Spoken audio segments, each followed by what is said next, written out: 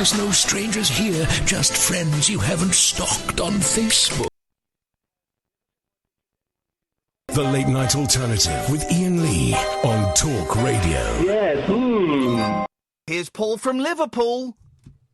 Oh, that was beautiful, Iain. I enjoyed that a lot there. Sparks, one of the greatest bands of all time. Iain, I discovered the best medicine that the world had to offer today. Hello? What? That wasn't a question. You made a statement. Continue. Yeah, I went to the beach New Brighton, near Liverpool. It's a beautiful beach there, and the sun was shining. Not too hot. I like a little bit of cloud cover. I don't like too strong sunshine. But someone had built this pirate ship out of, just driftwood. But it was incredibly well done. I mean, it had mast, it had sails on, it had rigging, and there was a gang of kids. Hello, welcome on in. There must have been 30 kids under the age of 10. And they occupied this pirate boat as pirates. And half of them become attackers. And it was like this spontaneous opera on the beach. They were fighting each other for control of this ship. And it was just so joyous to see kids being kids, It's just fantastic. The young kids are just fantastic. They are fantastic. They are fantastic. And I've got two boys myself. I was wondering why you think I'm a bad dad. I don't think you're a bad daddy. I don't know what sort of dad you are, but I know we. You tweeted. You tweeted yesterday, implying that I was a bad dad. Well, we can all improve, Iain. No. The implication was not that I could improve, that I was a bad dad. Yeah, but I knew that would hit you see, because you were trying to hit me with some nasty. It didn't hit me. I just thought it was. It didn't hit me. I felt every one of those tweets. I've muted you now, but I feel sad for you. I'll read it out for those who missed it. I wish I could say. Indulge yourself, Iain. I wish I could say you were an ex-junkie, Iain. Come on, be a good dad. Get clean. Yeah, that's good advice, that Iain. That's excellent. It's advice. not. And when did you get? I know you're a doctor, but you're not a medical doctor, are you? No. So the reference, for those who don't get it, that me getting clean and being a junkie, that's a reference to the antidepressants I take.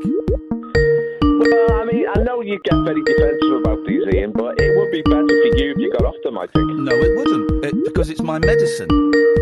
Well, you say that, but like smackheads say, smack's their medicine. It's not this is though. So No, listen, we got all night, don't rush. So because I take a medicine that stops that aids, and I'm not going to be taking it forever, of course not. It's temporary, but because I take a medicine that helps relieve the tension that I feel and helps lift the blackness, and more often than not stops me wanting to kill myself. Because I take that medicine, I'm a bad dad. Could you explain that, Paul? Yeah, you're being a bit delusional because it's not helping you, Iain. You think it's helping you. It's not. It's actually making your condition worse. I mean, it's triggering off bad nightmares. We know that. We know you got suicidal mood swings. And we also know that now you're starting to put on body weight, which is going to lower your self-esteem. So it's not good, Iain. It's not helping you. If you got off that medicine, right, I don't think you need that medicine. I mean, I can hear your soul, Iain. There's nothing wrong with you. The problem with you, Iain, is the medicine.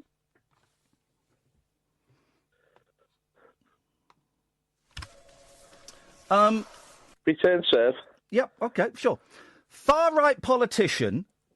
Now you want to... What, are you trying to discredit me now because I've caught you kicked out of party for saying... No. Here's the thing I've discovered with you, Paul. I'm going to read it and you can come back. We've got all night if it takes. But here's the thing. I've discovered I don't need to do anything to ruin your image. You do it yourself. Let's just read this. Far-right politician kicked out of party for saying Liverpool Football Club cursed by God for supporting gay pride. That's a far-right politician... Is this true or is this fake news? Fake news. OK. A far-right politician has been kicked out of his party after claiming Liverpool FC were cursed by God for promoting homosexuality. That's true. So hang on, so we're cherry-picking what's true and what's fake news, are we? Well, I wasn't kicked out the party. I mean, that statement that I made... All right, let's carry on with the story. Let's get with the story. English Democrat Paul Rimmer Yes. Was widely condemned after making alleged homophobic remarks on his public Facebook page. The former UKIP candidate, an ex-BNP activist. Yeah, that's true. Ex-BNP. You like that, Ian, don't you? That stares something in you. I love that. Go on. Ex-BN, former UKIP candidate, an ex-British Nationalist Party activist. Yeah. Said, quote, "From the Bible, sodomy defiles a nation. Those who promote it will be punished and vomited out of the land." It took us that, yeah. The 52-year-old, who was the English Democrats candidate in St Michael's in May a few years ago, told The Echo he intended to stand for the party. And it did. It stood as mayor twice. And police commissioner. A lot of votes. Let me read another quote. That quote that I did from Scripture, that's spot on, that, Ian. That's the word of God I'm speaking there, mate. That's not my opinions. That's the word. No. Don't you worry. I'll get to your opinions. I'll get to your opinions. You can mock me, but the Lord will not be mocked. Here's another quote from you. Everyone knows homosexuality is wrong. Of course they do. But now we have to pretend it's nice and normal, and anyone who points out it's a perversion is evil. This is a deep... Let me finish. This is a deep moral and spiritual sickness in our nation. Yeah. And how? His other social media posts include criticism of the BBC for being totally unpatriotic, anti-Christian, and anti-white. Yes. Anti-white. What does that mean? Yes. They've got it down on white people. And worshipping sodomy and blackness. Yeah, it's weird, isn't it? It's the wrong thing to worship. What's blackness? In the nation. Blackness is it's the opposite of whiteness, I suppose. Actually, I don't know what it means. You'll have to be. Okay. Speak to me like I'm an idiot, Paul. You've got racial prejudice, right? Hello? This guy thinks he looks good in this. I've only just realised he wasn't banned from commenting on the YouTube channel, so he's been commenting quite recently. I've blocked him now. Talking to himself again. But he retweeted it saying, "My infamous call with Iain Lee has had 12,000 views." Yeah, from people thinking you're a bell. Which is like white self-loathing, which the BBC used to exhibit, but I don't think the BBC is that white anymore. And that's about whites hating themselves and being racially prejudiced against themselves, which is a strange phenomenon. It's all demonic, Ian. Black people work at the BBC as well. I've seen one. Oh, yes. This thing, everyone knows homosexuality is wrong. Of course they do. Sodomy, homo sodomy is damaging to the body. Sodomy. Violence against nature. But the hetero thought is okay. Ian, is that what you're saying? How do you know it's not right? Have you tried it? Sure he was. No, because we have a book called the Bible, which is the Word of God, and I believe that's But that statement is wrong. Everyone knows homosexuality is wrong. That statement is simply incorrect because obviously not everyone knows morally it's wrong. We all know it's wrong. But look, Ian. What morally, it's wrong. Why is it morally wrong? Well, it's unnatural, isn't it, to start with? Ex-BNP. Do you know that 40%? I heard this statistic the other day. Yes. 40% of male sheep. Yes. Only have sex with other male sheep. Did you know that? No, I've never witnessed it myself. It's true. It's statistically true. To sheep. I used to work on a sheep farm. I've never seen that. Couldn't give a toss. It's absolutely true. So homosexuality runs rife throughout the animal kingdom. Well, what are your eyes for? Unfortunately, he shows a lot more dickery. Yeah. My eyes are for looking at dicks. I don't know. What do you want me to say, Paul? I'm not doing 20 questions. Your eyes tell me what is your sperm for? What's your seed for? Why was it created? Your seed to go up on the men's sides? No, it was there to fertilise an egg. That's the natural product of your seed. That's what you're there for. So because of that schoolyard argument. Everyone knows homosexuality is wrong. No, it goes beyond that. We know it's wrong because it's men and women are compatible with each other. They come together and they bear fruit. Now, he obviously hasn't seen Summersby. Compatible with each other. It's not natural. A far-right politician. That's just a label. It's an empty label. Here. Well, I would say BNP and English Democrats are far-right parties. No, well, I've never been regarded myself as far right. You haven't, but you were a member of the BNP, and you used to love Nick Griffin. I did actually admire him for a time. A far-right politician I'm not far right. To sue Merseyside police. Yes. For flying, let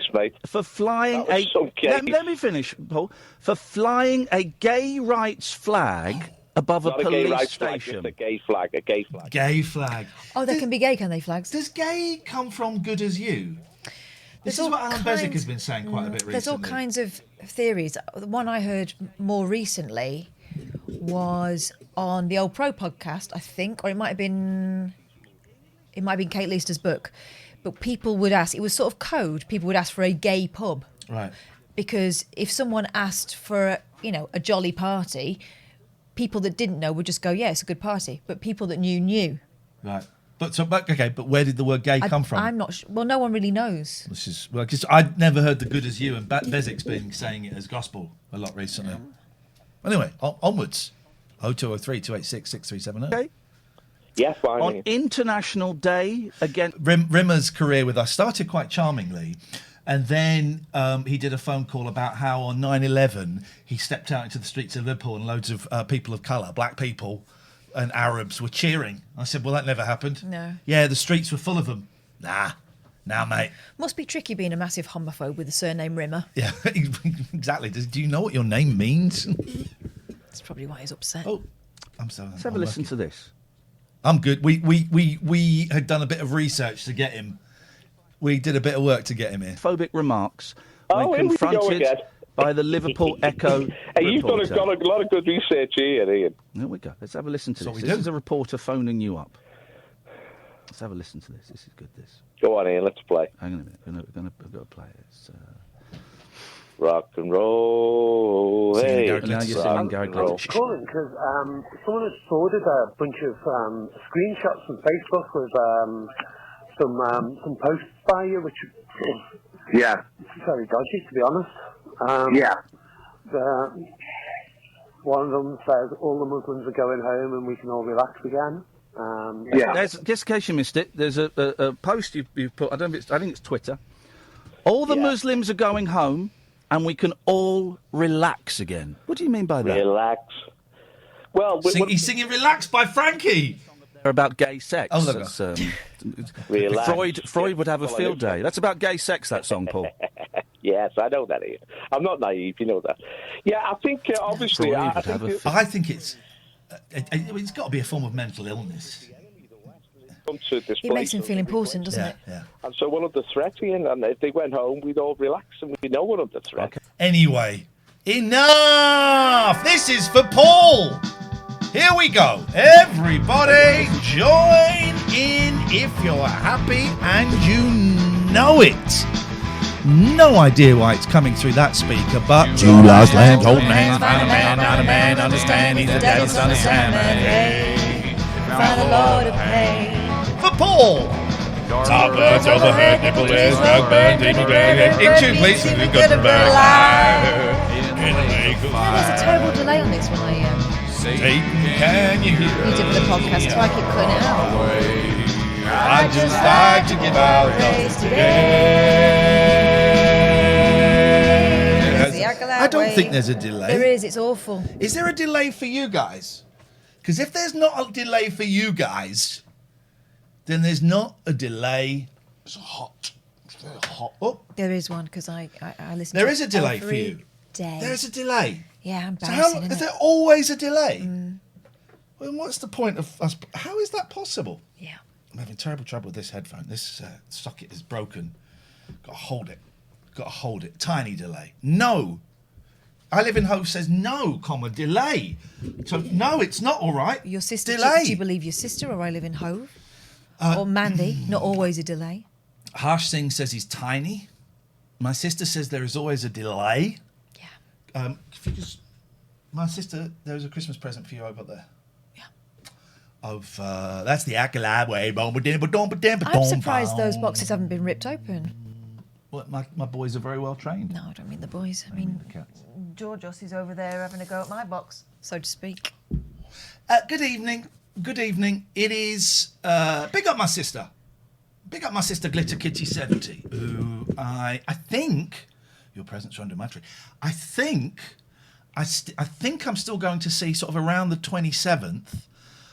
Who knows? I love the fact that Boris Johnson's making jokes about tens of thousands of people dying. This is what we want from a lead. All right, the jokes aren't specifically about it, but he always ends his... He ended his press conference today with, just remains for me to say, have yourself a merry little Christmas. And I really do mean little. Thanks very much. I've been Boris Johnson. Good night.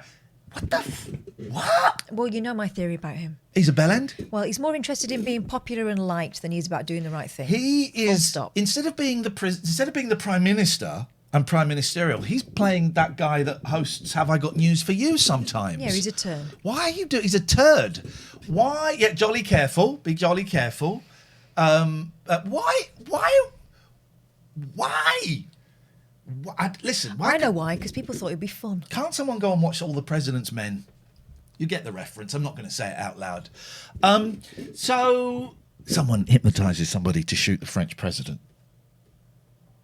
I think that's All the President's Men. No, you're thinking of the Day of the Jackal. Day of the Jackal.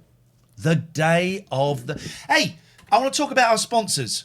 Has it gone 9? We have to do it after 9 o'clock, otherwise it doesn't contractually count. But let's just say I'm pissed off with one of them. Genuinely really? Pissed off with them. Why? I don't know about this. I can't... Right, it's 9 o'clock. Right. These arseholes. Arseholes. I thought they were the saviours of Devon and Cornwall. Who gives a shit about Devon and Cornwall? No one goes there. Poseidon Safety Management are arseholes, and I'll tell you why. You better. And this isn't even a joke, Nick and Zeus.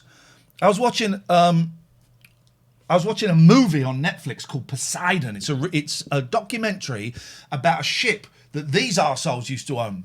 I guess it's the same name, so I guess. The ship gets hit by a tidal wave, and it... Oh, my headphones are really loud. Could you turn it down a smidgen? Okay. Is that better? That was so much better. A ship gets hit by a tidal wave, right? And it gets turned upside down, and Kurt Russell dies in it. No. These sons of guns killed Kurt Russell. So screw you, Poseidon. You can go to hell.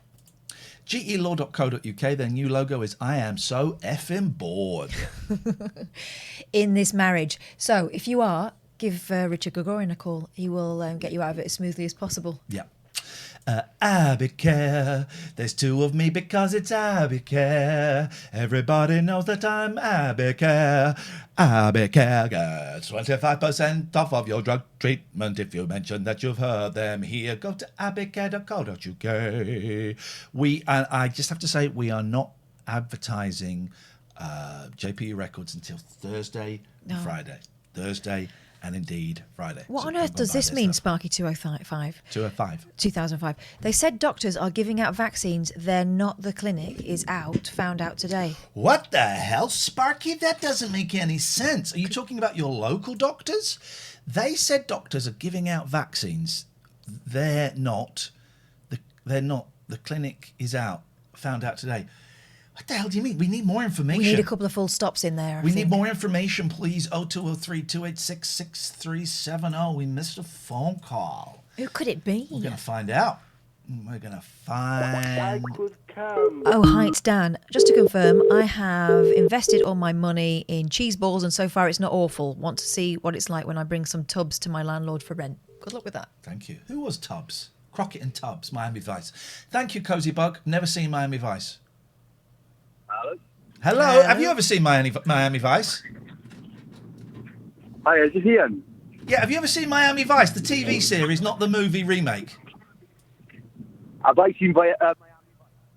Sorry. You've never seen Miami Vice. Okay, same here. Beautiful. How can we... What's your name, caller? I could come. It's Joe, man. I'm from Wales. Hello, Joe from Wales. Hi, man. How you doing? I'm all right. What you got for me, Jojo? Well, I'm going to switch it up a bit. I was watching... You're cutting out. You're going to switch it up a bit. Hang on. You cut out. You're going to switch it up a bit. Okay. Interesting. You were watching what? I said I'm going to switch it up a bit, and I'm going to ask you what's on your mind this time instead of everybody asking it about calling in with theirs. What's on my mind? Today, drugs have been on my mind a bit of the day, if I'm completely honest. TOS. Move your bum. Come on, I need a bit more than that. No, I don't need to give you any more than that. That's what's been on my mind today. All right, then. It's funny. It is funny. It is funny. It is funny. You're right. All right. I've been watching your streams as well while you was playing Call of Duty. What's your views on that? I think it's great that you're watching my streams while I'm playing Call of Duty. Yeah, but what do you think of the actual game itself? It's all right, isn't it? Shooty, shooty, bang, bang. No, but if you look on the on the internet, all right, the game.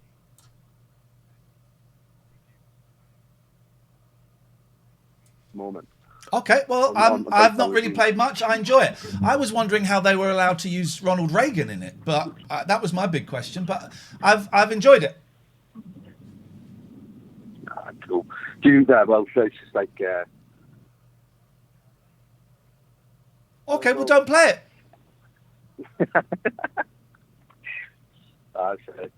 Listen, you've just caught me as I was about to do a shop anyway, so I've got to cut you short. You phoned us up.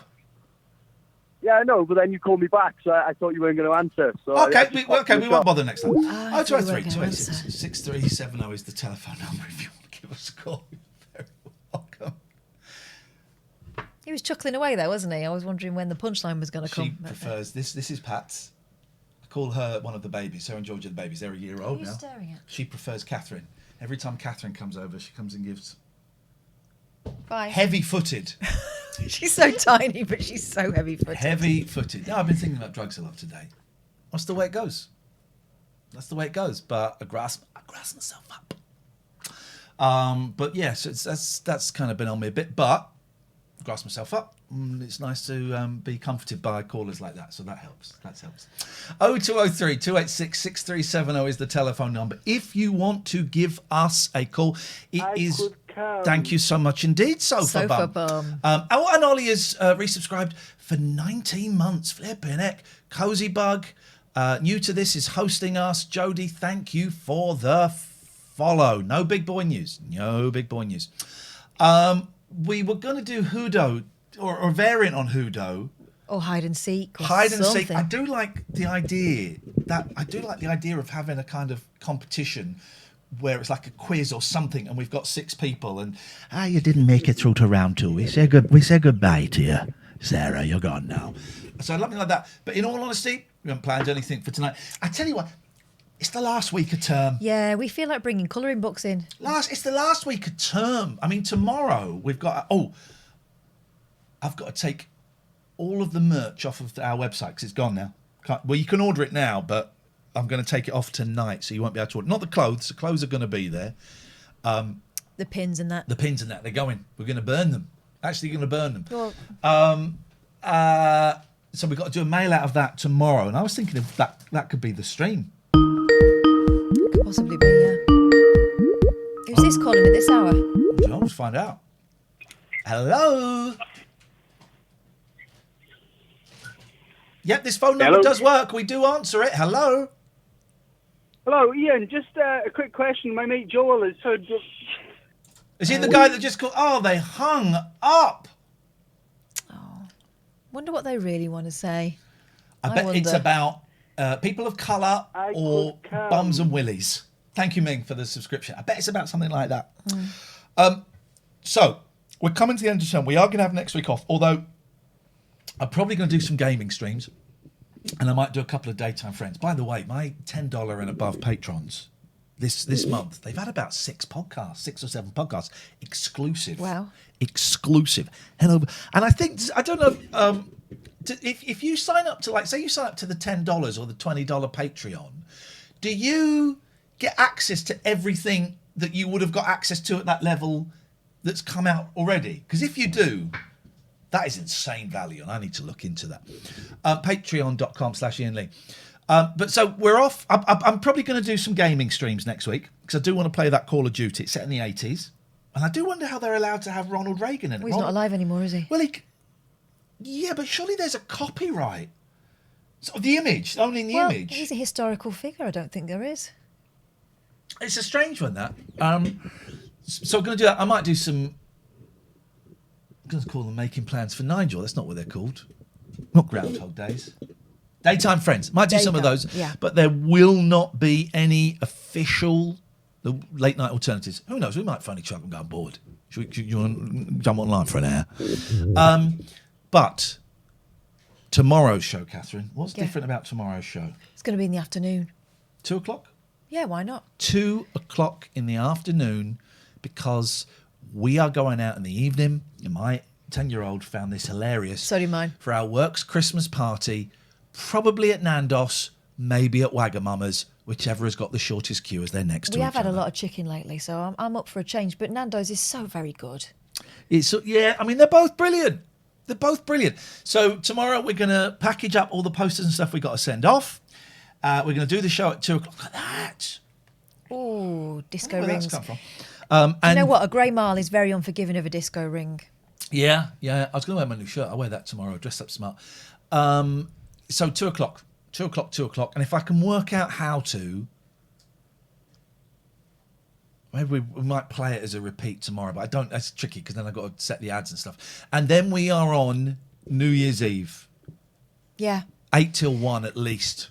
It's a New Year's Eve party for people who don't really like New Year's Eve parties. So we'll be the ones sitting on the stairs. Red Smiley Face says, Nando's, I haven't had one since before COVID. You'll love it. It's table service. Yeah. It's table service now. This is one of the great things about COVID.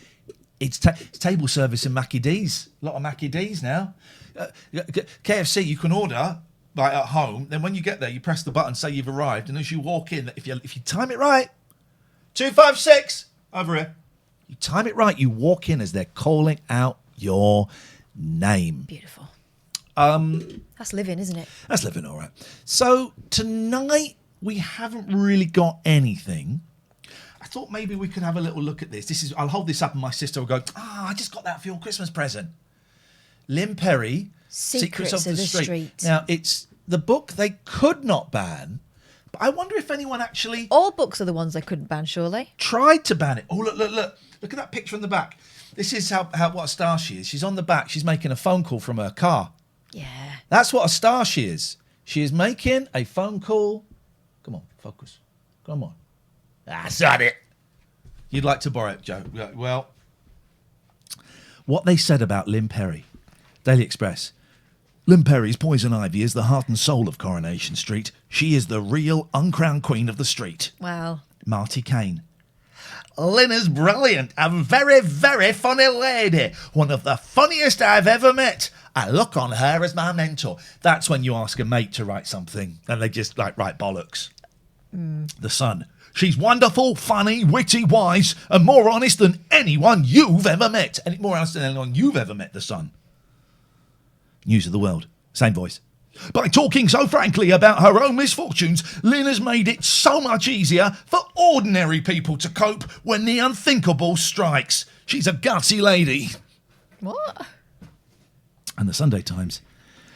She plays the emotional, religious Ivy with enormous feeling.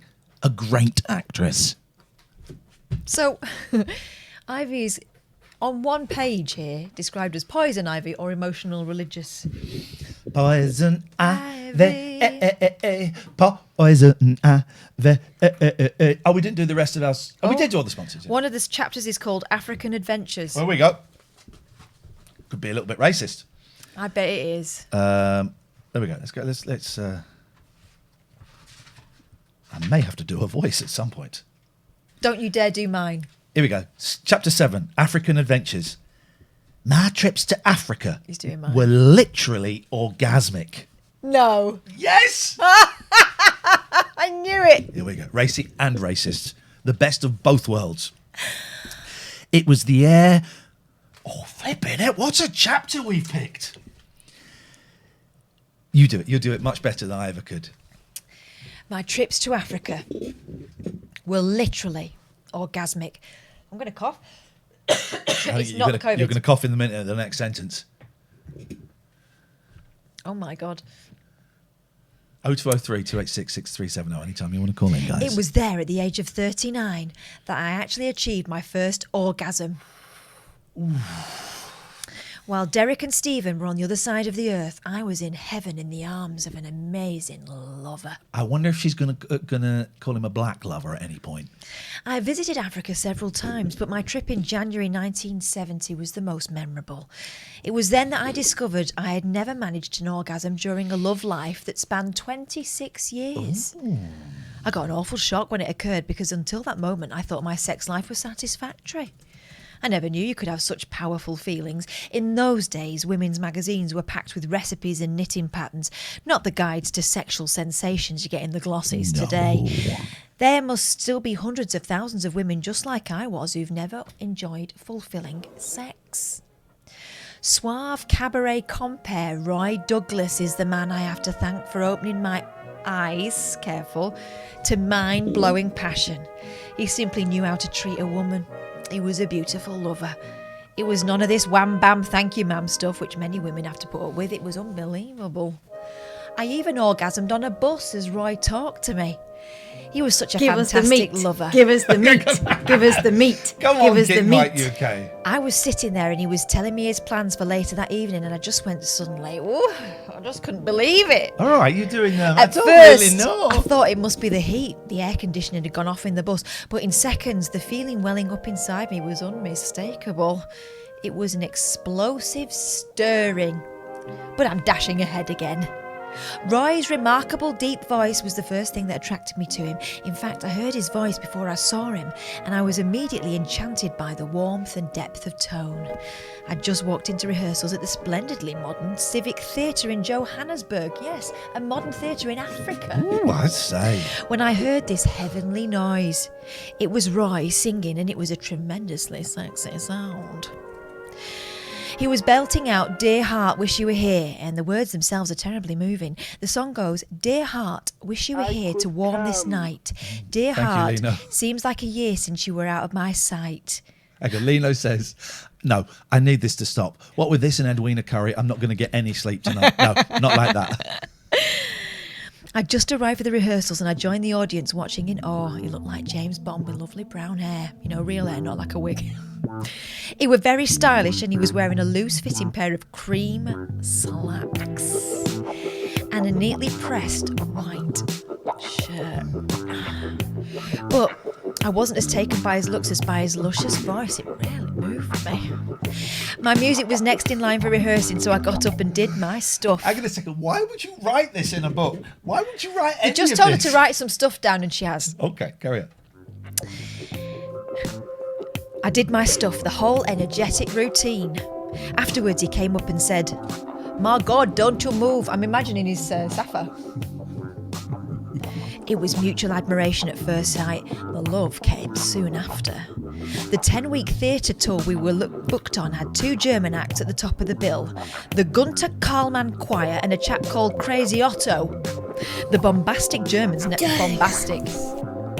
never stopped bickering among themselves. Your daughter, I'm so sorry. That wasn't me. That's a bit of a passion killer, musical that. Gamer has just played that. But just play Donuts one more time if you dare, because I mean, it's in approach, but it's also so approach. Calling the Germans bombastic. You know what she's talking about. Yeah. Never stopped bickering amongst themselves and caused loads of trouble everywhere they went. The choir master made sure his girls got the best rooms with baths, and after a while I was sick of it. I was closing the first half of the show and going down better than these girls, so I insisted I got a room with a bath and not just a shower. I think they respected us a bit more for putting our feet down. It was no real hardship for the girls because they all knew each other and were able to double up. Yes. The Gunter Karlmann Choir was a big worldwide act and had been in the British charts in Christmas 1964 with the song Elizabeth Serenade. I'm sure you remember it. Donuts. The Germans see, that's a voice I can tune out anytime. The Germans, spending most of the time fighting amongst themselves, only served to push us 2 Brits closer together. Oh, he's British. Thank God for that. I don't have to do a South African accent. Donuts. I'd fancied Roy right away, but it took a good few days before we ended up in bed together. It wasn't just lust. He was such a lovely fella that we were able to talk together for hours. We spent a whole week rehearsing together, and by the end of that, I was truly smitten. After rehearsals, We'd started eating together in in our hotel room. You have to wait. Hang on. Right. Okay. Sorry. The one time it would actually fit. Right. Hang on.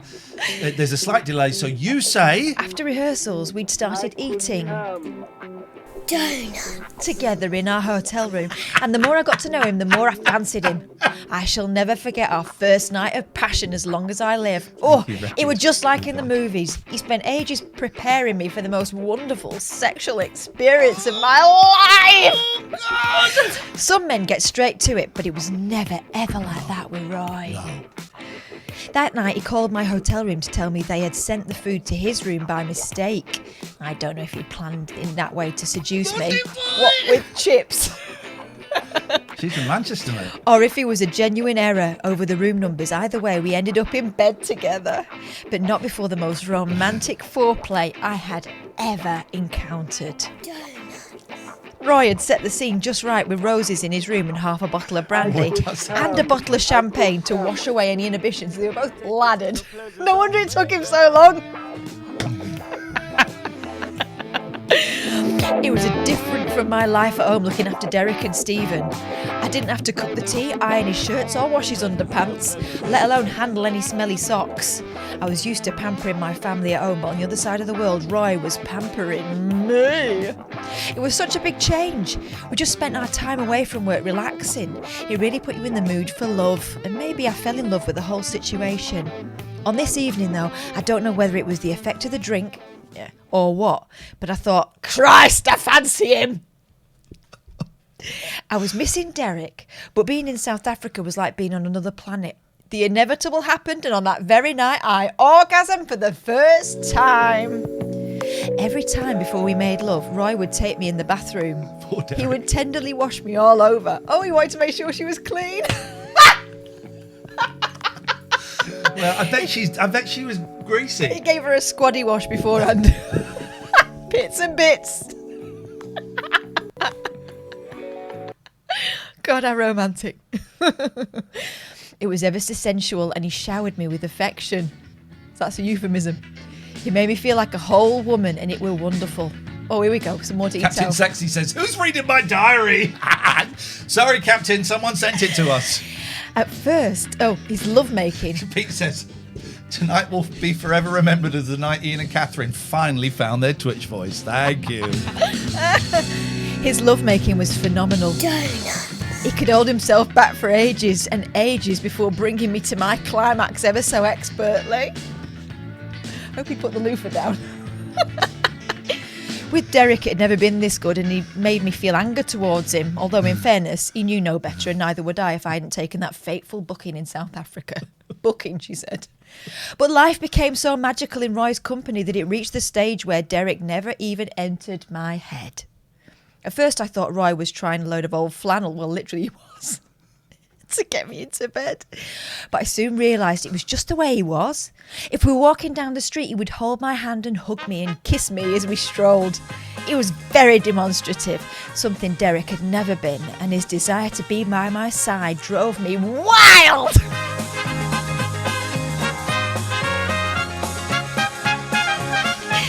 Oh dear.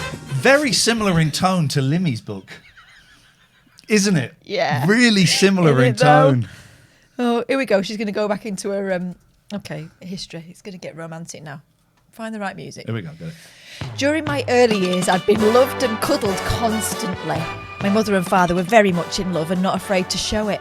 All three of us kids were enveloped by their love.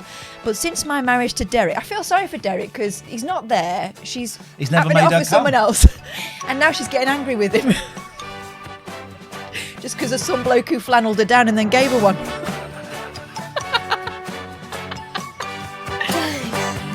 Exactly. You're a pervert. You can do it right now, please. But since my marriage to Derek, a lot of the loving touches and caresses had gone out of my life. A little thing like a hug means a lot to a woman. That probably helped me fall even more hopelessly in love with the ever-attentive Roy. He was my shadow during those blissful weeks when we became inseparable, literally. Every day I had fresh flowers from him. Something careful Derek would never have done for me, the shit. Roy became the man of my dreams. We made love every night and every morning. No mention of the afternoon, though, which is disappointing. But it was never rushed. No, it couldn't. They were pissed. We would have made love more often, but the opportunity never arose as we spent the days travelling between the towns and cities we were performing in on a big air-conditioned bus. I'm surprised I didn't stop him. We chatted all the time. Roy was about the same age as myself and very honest and open. He told me how he'd been trying for a baby for 10 years before his little one arrived. He was ecstatic about the 18-month-old youngster. What? But he'd fallen out of love with his wife. He told me he loved me like he'd never loved before. It was real, undying love stuff and ever so romantic, and I felt exactly the same. We made massive headlines on the tour when a builder turned impresario called Ronnie Kibel staged a concert down the impressive Kangol Caves. You probably heard of it, no? No. We had to descend down 200 steps to get to the wooden stage, and I was very worried about bats. I said, if I see one, I'll be up them steps faster than I came down. Fortunately, there wasn't a bat in sight, and a recording of the concert was released as a record over there. I made history as the first female to perform so far underground. Don't know that song. It was very cold and shivery, but the acoustics were great. It was an incredible experience and something I'm very proud of being a part of. There was an added bonus having the cabaret compere as my lover. I was going to say, back to the shagging, please. This is getting dull. Because he was so much in love with me that I became bigger than Shirley Bassey when he was announcing my act. And it was here that I was first introduced to Brandy and Babycham. Oh, what a classy time this was. A drink I adopted and later consumed by the bucketful back home as I drowned my many sorrows. I eventually got nicknamed Brandy and Babycham Lil because I drank that much of the concoction. Despite the big build-ups Roy gave me before going on stage. Oh, she reads introductions. And the sensational times we spent between the sheets, I wasn't prepared for the bombshell he was soon to drop. It happened at the summit of Tabletop Mountain overlooking Cape Town during an evening stroll. I want to marry you. Oh, flipping it! He announced. Dirty! My immediate reaction was to say yes, because those had been the happiest days of my life. Yet my marriage to Derek and having Stephen at school back home didn't make the answer so straightforward, obviously quite tricky. I was heartbroken. Meeting Roy had thrown my life into turmoil. It was a beautiful summer's evening and sparkling below us with the lights in the city and the lanterns on the boats in the harbour. I just thought, I don't want to go home to Maltby, I'm happy here. Yeah. I felt like crying and I didn't know what I was going to do.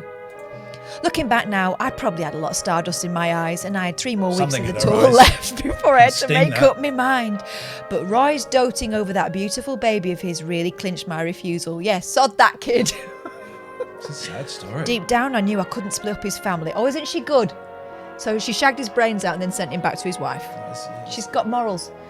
I had been in this situation once before in Africa, a few years earlier on my trip to Rhodesia with these days is called Zimbabwe, and I don't know why. No, she didn't say that, but I imagine she would. On that occasion, I rang Derek up and told him to sell the bungalow and send me half the cash I'd sent. Oh, hang on, hang on. Well, she's split it up when she goes to Zimbabwe. She'd been there before. That is not lekker. So why had she said that? I'll tell you why she'd said that. I'd set up home with a young Rhodesian military policeman called Andy, and I had no intentions of going back. Flipping it, don't send her anywhere African because she will shack up with someone. I suppose there must be something about the sun and the lifestyle out there that sends me a bit balmy. Do you want to hear about Andy? Do we want to hear about Andy? Let's have a little break from Andy and let's listen to the woman herself. Here we go. This is what they heard in that cave.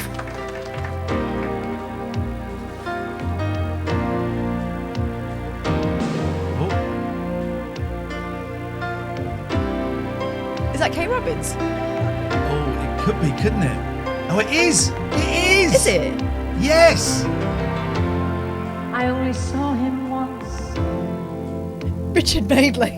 Yeah, attentive, but actually thinking, look bloody gorgeous. He's stuck in an awkward position, so he has to look at her now. Yeah, but he's loving himself there. Oh, look at Judy. Slip away. Imagine Imagine that resounding around the cave. I never knew his name. Sonia. It is, isn't it? And yet I loved him. Flipping it, what's going on? I kinda liked the way he looked. I wish that he Dead eyes, the dead eyes of a Madeley. He's thinking about shopping tomorrow.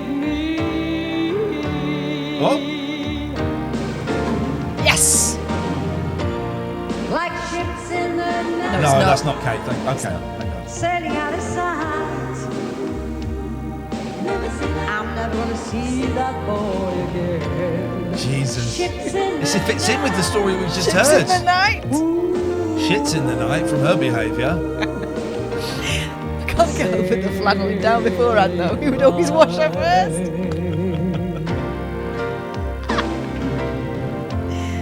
I've often wondered why he never said She's just singing with her teeth there. Leading with the teeth. But when I smile. Yeah, that's what enough a of deep that. brown voice. Wish I had one like that. Now, if you have a problem, who are you going to call? Oh, we don't know who we're going to call. Oh, Victoria Wood. Ah, Victoria Wood. She was funny in the 80s, now she's not very good. And as a song that someone I used to know used to sing, but anyway. 0203 286 6370 is the telephone number. So that's Lynne Perrie. That's Lynne Perrie covered there. That was before she had her lips done. That was before she had the lips done. She was on the word, apparently. 0203. Maybe we'll go back to that a bit later. It was a shame because she became a bit of a joke. Well, a joke, didn't she? Yeah. Yep. You seen the picture of John Lennon on the set of Happy Days? No. Oh, have you not seen it? Should we see it? Oh, it's a great picture. Let's type in John Lennon. Happy Days. Happy Days. It'll just be a picture of him and May Pang. Hang on. Hello, internet. There we go, look. Is that gonna... No. How do we make that go big? Consent. Oh, you do whatever you want. I don't know if I can make it go big, but look, it's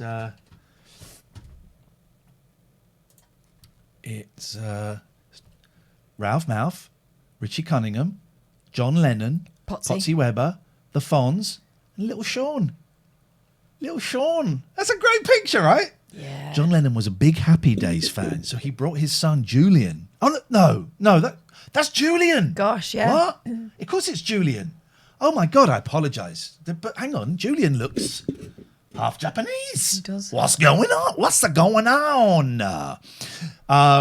It looks like his dad. In popular culture, there are certain photographs that capture such odd crossovers. Nixon and Elvis, I don't quite know what we're seeing this for. There we go. And then we don't know who these gentlemen are. We do not know who these gentlemen are. But boy, oh boy, what a picture. But he looks the same age as all of these so-called kids. Yeah, funny that. Isn't it? And he looks more authentic than any of these people do. Henry Winkler seems like a nice fella. I've worked with Henry. Oh, have you? Yeah, lovely man. I had to dress up as the Fonz, right? It was some shit show for Channel 5. Oh, I've seen the picture. And it was like the best of Happy Days. It wasn't even Channel 5. It was like it was 5 US or something. And I did it because it paid £5,000 for a day's work. But more importantly, I got to spend a day with Henry Winkler. And they really wanted him to dress up as the Fonz and go, he said, I'm not doing it. No. Not going to do it. So I'm there, I'm here, but I'm not doing it. And I then took him aside and said, they're going to dress me as the Fonz. I feel like an idiot. But I did it because I really wanted to meet you. Are you okay if I do it? Because if you're not, then I can go and talk to them. And he said, Ian, you seem like a lovely guy. It's really nice to meet you.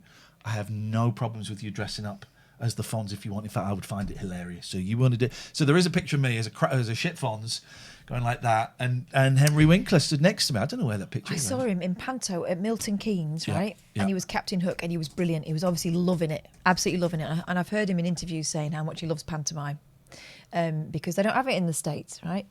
So at the end of it all, normally they say, and tonight we're going to be collecting for, children at the hospital or whatever, and the buckets are at that door and that door, all that sort of stuff. Yeah. But he also gave this really rousing speech about how you've got to go for your dreams and, You know, he was trying to. He's brilliant. You know, really, he goes, there's a lot of young people here today, and we're living in kind of dark and depressing times. But I just wanted to let you know that there is still hope out there, and if you want to go for it, then you've got to really put your heart and soul into it. You can achieve. You know, he writes a lot of books for dyslexic kids. Ah, right. He's like okay. a big a friend of mine. I won't say because I don't know if he's said that his son is dyslexic or not. But a friend of mine was working with him and got talking to him about it. And he said, "Oh, let me." And he came in the next day with a big stack of his books and said, "Hey, if you want me to talk to, I'm happy to talk to him." I don't know if he's dyslexic himself or if he's got kids. I think he is. Right. I think that now you're saying that was kind of part of this speech, was that I came from a background where I couldn't read so well. Yeah. Well, then there you go. And he's like big, and he's also. I wonder if I can find. I keep trying to rewatch. What's the sitcom that he's in that's not Happy Days? You know the one. I keep looking at Arrested Development. Oh yeah. And there are some really knowing bits in it. There's some really knowing little bits in it. Look at this. This is Arrested Development, and he plays a lawyer in it. I've got to staple this to a seal. And I've skipped breakfast, so I'm off to Burger King. And there's a shark. He jumps the shark. Beautiful. He jumps the shark. And there's loads of bits. There's another bit where he goes into the bathroom and goes to comb his hair and then goes, ah. And then later on he gets replaced. He leaves, right, for a season, and he gets replaced by Scott Baio, who played Chachi. and he goes, don't worry, I've replaced that guy before. And Scott Baio's character's name, I wonder if there's the advert for it.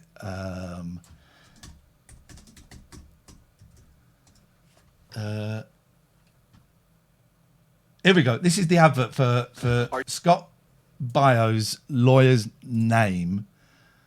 Are you a CEO, CFO, or other executive facing these or similar charges? Why should you go to jail for a crime someone else noticed? You don't need double talk. You need blah, blah, blah. Blah, blah, blah. No habla español. Well, His name's Bob Blah Blah. If you say it fast enough, blah, blah, blah. Blah, blah, blah. Blah, blah, blah. Blah, blah, blah. It's great. But I don't know if I could get... We're not here to talk nonsense. There's a little question in the... Oh, well, there's someone wondering. I don't know why he's not just asked you. Okay. Alan Clarin says, do you think Iain still knows Agent Chris? I think I know the answer to that. You answer it. You don't really know him, but you got in touch with him a little while back, didn't you? Last time I saw him was when... He came in, didn't he? No. Was that not Agent Chris? Who was that fella? Oh, no, that was Lady Alex. Oh, yeah. No, Agent Chris, last time I saw him was when we won Best Breakfast Show under 10 million at the Sonys. Right. And he was there, and he won or one of the shows he produced. He still works at LBC, and he produced Nigel Farage for a bit, and he produced Nick Ferrari. He went into, I know there was a photo of him going into the Chilean embassy or wherever, the Ecuadorian embassy, wherever it was, to meet Julian Assange. Right. And in the speech, you said we grew up, didn't you? We said, yeah, we grew up because we were kids, you know. We would just dick around, you know. We didn't know what the rules were. He also quit, and I talked him into coming back, and I talked the boss that caused me to leave because he was an a-hole bully, and that has been proven. I still won't say his name, and I talked him into letting Chris come back. Agent Crisp, Adrian Crisp. All of these names are true. So I've not spoken to him in years. But you're not falling out either. Oh God, no. If I saw him, you know, I remember once we'd be getting on quite well, and he said, "Can I show you my driving license?" I went, "Yeah." Show it to me. I went, "Okay, that's nice." He said, "No, look at it." He said, "Look at the date of birth." He was 5 years younger than he told everyone at work to get the job. Yeah, I think he said he was 27 and he was actually 22, or it was a dramatic gap to get. He said, "I don't think I wouldn't have got the job." You know, fair play to him. And now look at him; he's an award-winning producer. Yeah, easily done that. He's easily done to win awards. Be an award-winning producer. 0203 286 6370. Oh, I don't think I've played any adverts. Play some. Play some goddamn adverts. No, not start on a watch party. We could listen to a little bit. Oh yeah, what happened with Beswick last night? There was a good bit of Bez last night. There was a guy, and I heard this afternoon, and I was trying to have a doze, and I couldn't because it was a cracking Beswick.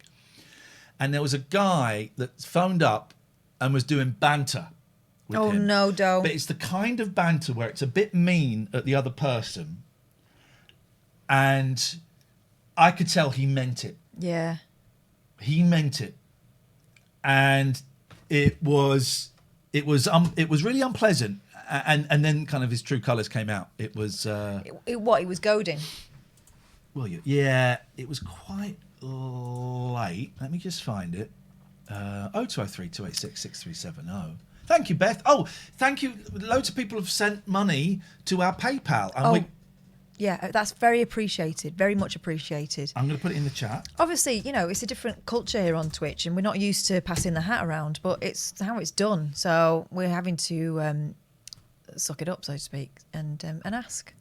You don't have to. Everything's free. You don't have to subscribe. You don't have to follow or anything like that. But if you do, it helps us. It helps us. And we'll mention the subs and stuff later on. But if you want to just get, if you've enjoyed anything we've done this year and you have a quid would be gratefully appreciated. There's the PayPal link. It gets split between me and Catherine.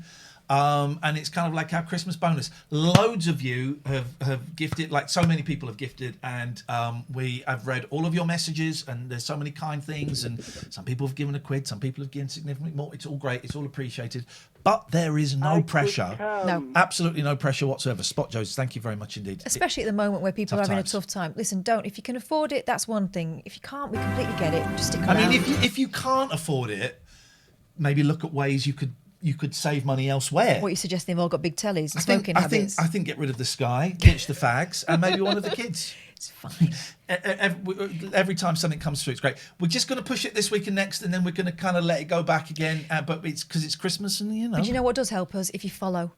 How many that follows doesn't have cost we you got anything. now? Well, we could be close to 14,000 follows. Where's the follows? Where the hell are the follows here, guys? Creator dashboard. 13,550. That's a big leap from last night. Thank you. If you follow us, it's really helpful, and it's even more likely that we'll be able to stick around on here. Have a listen to this. It's as if like all the estate, or not all of them, that's a bit exaggeration, but there's loads of them. Quite a lot. I don't quite know where this is. This might take a little while to find as well. Raymond Groves Paris, do you have any tattoos? Would you contemplate it? No. Do you want to answer that question? I want to get my nips pierced, but I've shown my nips to Catherine. I think they she fall said off. They're so she tiny. said they're too tiny. They go black and fall off. She said they're too tiny. You can check that out with you. But you do you, babe. All right. You do you. That. But don't come crying to me when you've got no and nips. if there are, then you're because they're perfectly not flat like Ken. Allan Beswick. Well, you would. Something well, do you remember last week? Do you remember the story? It wasn't. Hero. But not many people think We've got to live together. Well, you've got to live alongside each other. That's the thing, yeah. We have to read the 205. Thank you, Elvis. Very, very peculiar shop. The computers have gone wonky. Is a decision dithering Boris books. battle Comes to keep crying, the nips in hand. bubbles. That's what the Sun says. Different things, because you see people with them up their drives, don't you? All these bloody campervans and caravans putting the neighbours. Now, I've got my own house. It's like a three. I always do it. I'm trying to be green. This show so far has been very northern, and I approve. And I've done it for a few heartily. years now. I saved them, put them all up on the thing, You'll have a little look round Wales, because you obviously just moved there recently then. Next year, just go day trips. It's a lovely place. Obviously, you're North Wales, aren't you? But South Wales is lovely as well, isn't it? Cork is right on the blackboard. We'd have to copy it. Yes, people. Strange position. There's a larger proportion of them on the... Oh, where is it? Should be represented. Maybe it's just after the app. And I gave him an answer. This is Goodle, the Goodle woman. And he said, the Welsh are sheep. I won't say the word. glass that he'd obviously... Date. It's 12:03. The person that goes to the supermarket for the newspaper or... It's because every area has a little radio in. I've never really heard. But should they do it... Or match, usually it's like... To make political... Needed, say on... Called John Willie goes... Why they're always asking about Wales? He's just moved there. They are not insignificant. Well, yes, that may be appropriate comment, and I can't disagree. In taxation, where is it? Advisors, rather bizarre. Given, and those that have got sod off. Do it when they're not engaged in the sport. Yeah, but politics affects sport. Well, you're asking me why I hold that view. If you want to and use their success at... Well, no. Society to give equality to... Again, I think sport... This might be it. But it is political. You don't change. Here we go. This is it. Is this going to be a who do you support and not getting involved and then it starts going nasty? So it starts off as banter. It's quite mean banter. 0800 218 2255. Yes, Dick, I think I found it. Did you say he's got a great voice? I think he has, yeah. It's nearly as bad as that bloke that you like from America. What's it called? Straight in with the dig. Yeah. Sounds like Lee Marvin on a bad night. You mean Leonard Cohen? Yeah, it sounds like Lee Marvin on a bad night to me. Got that line, yes. Yeah, well, there you go, each to their own. By the way, Cohen's from Canada, but let's not be picky. Well, whatever. You know, it's a big continent, isn't it? It is a big continent, yes. So it's a probably good job you've got your computer helping you there, though, isn't it, really? There you go. There we go. There's the edge of meanness. Couldn't have known it before, even though he likes him. There's an edge of meanness to that. I knew that, you're right. But he came straight in with that. Yeah, came straight in with antagonism. Yeah. You don't change.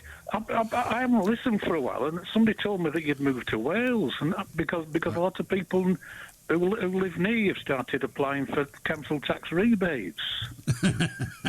Yeah, that's it. Yeah, the council said, look, will you go? Because it's costing us a fortune.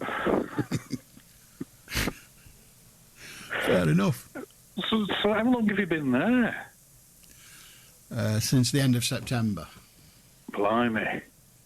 He's trying to think of another dig. Nothing like Greater Manchester then, is it really? It's different in so many ways, but of course, aggressive, you can work anywhere yes, in my job now. It's brilliant. You call that work? Well, dear me. Yeah, I take it back. And fair play, Alan's going along with it. Alan's having a laugh, but you can sense the meanness, and when it does turn nasty, which it will do, it's like no surprise to me. Even pretending to be a Thank you, chat show, isn't it? Really? I know it's just disgraceful, really, as you say. But go on. It is what it is. Well, it's all I have, and this is how I make my crust. God help me. I've never really. God help me, indeed. I've never really considered it work, but other people have referred to it in that way, and so I've fallen into my own trap. That's nothing new, is it? No. Right, I want to. There's a couple of things. The first one was about. I'm afraid I would have said to him at this point, "Well, this is fun, but what do you really want?" Yeah. Wouldn't you? Yeah. The thoughtless, mindless Millwall fans who were booing some footballers because they decided to take the knee. What did you think of that? I think it's wrong to boo them. I think I can rarely think of a time when booing is the right thing to do. So I thought booing was unacceptable, but I am a bit fed up of sports people deporting their quasi-political thoughts in the manner that they do. Is it political? Well, quasi-political. Everything's political in the end, isn't it? But it is political. They want. Spot Josh, you haven't subbed. I think they have. I think that's what that. Yeah, they've subbed. Why are you seeing ads? It's a glitch. It's a Twitch glitch. Apologies. Politically biased in our societies. Well, yes, but that means to redress the inequality, and to address the inequality requires political action. So, in that way, it's political. It isn't party political, but I still think it's political. Well, it's ever been thus. Muhammad Ali did exactly the same, didn't he? Do you remember the guy? Do you remember the guys, the American guys, the black American guys who were sprinters, who won winning gold medals when going down on one knee there? rather than stand up to attention at the Olympics. Was he talking about the ones that did that on the pedestal? Gave the. I love it when people phone up to try and score points, and they're wrong. Yeah, they're wrong. Love it. The black. But also, there's a really beautiful story about that, because the guy in the middle, there's a white guy in the middle, wasn't there? Yeah. Who also, I think he also did it, didn't he? Can't remember. But when he died, they carried his coffin. I think. I know there is a story. There was always a link between those three, anyway. Yeah. The signal, but where they raised their clenched fist above their head. Yeah, which is what a lot of the black footballers do, and why not? Well, again, I think sport and politics should be kept apart, really. Well, they can't be whilst sport is affected by politics. And sport is affected by politics because the politicians... It's going to start getting nasty in a second. Refuse to change society to give equality to people who have to be black or Asian. You see, it's like good as you, isn't it? Here we go. Well, yes, I have the same feeling about good as you. I wish that had never been stolen from our language by one particular group. Yeah, but you're not gay either. You see, you're so narrow-minded. It's extraordinary. Huh? Well, no. You pretend to be free. You pretend to be free thinking, but you don't want people to actually use something that actually helps them get equality. I want people to play their sport for the sake of the sport. I don't want people to then use their success at that sport whilst involved in the game. I'm perfectly happy for people to do whatever they need to do within the realms of the law.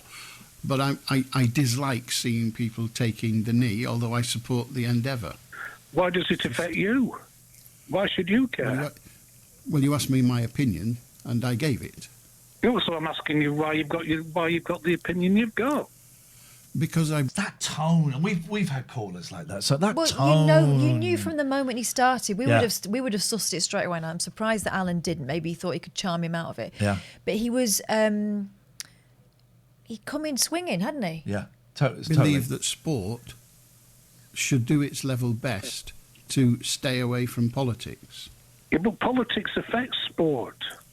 Well, you're asking me why I hold that view. Well, Lizard, get up. If anti-racism isn't political, Beswick sounds like he gets his opinions from the Daily Mail. It could be argued that the Black Lives Matter group are political. It could be argued, and he also said, if you listened, he supports the endeavour.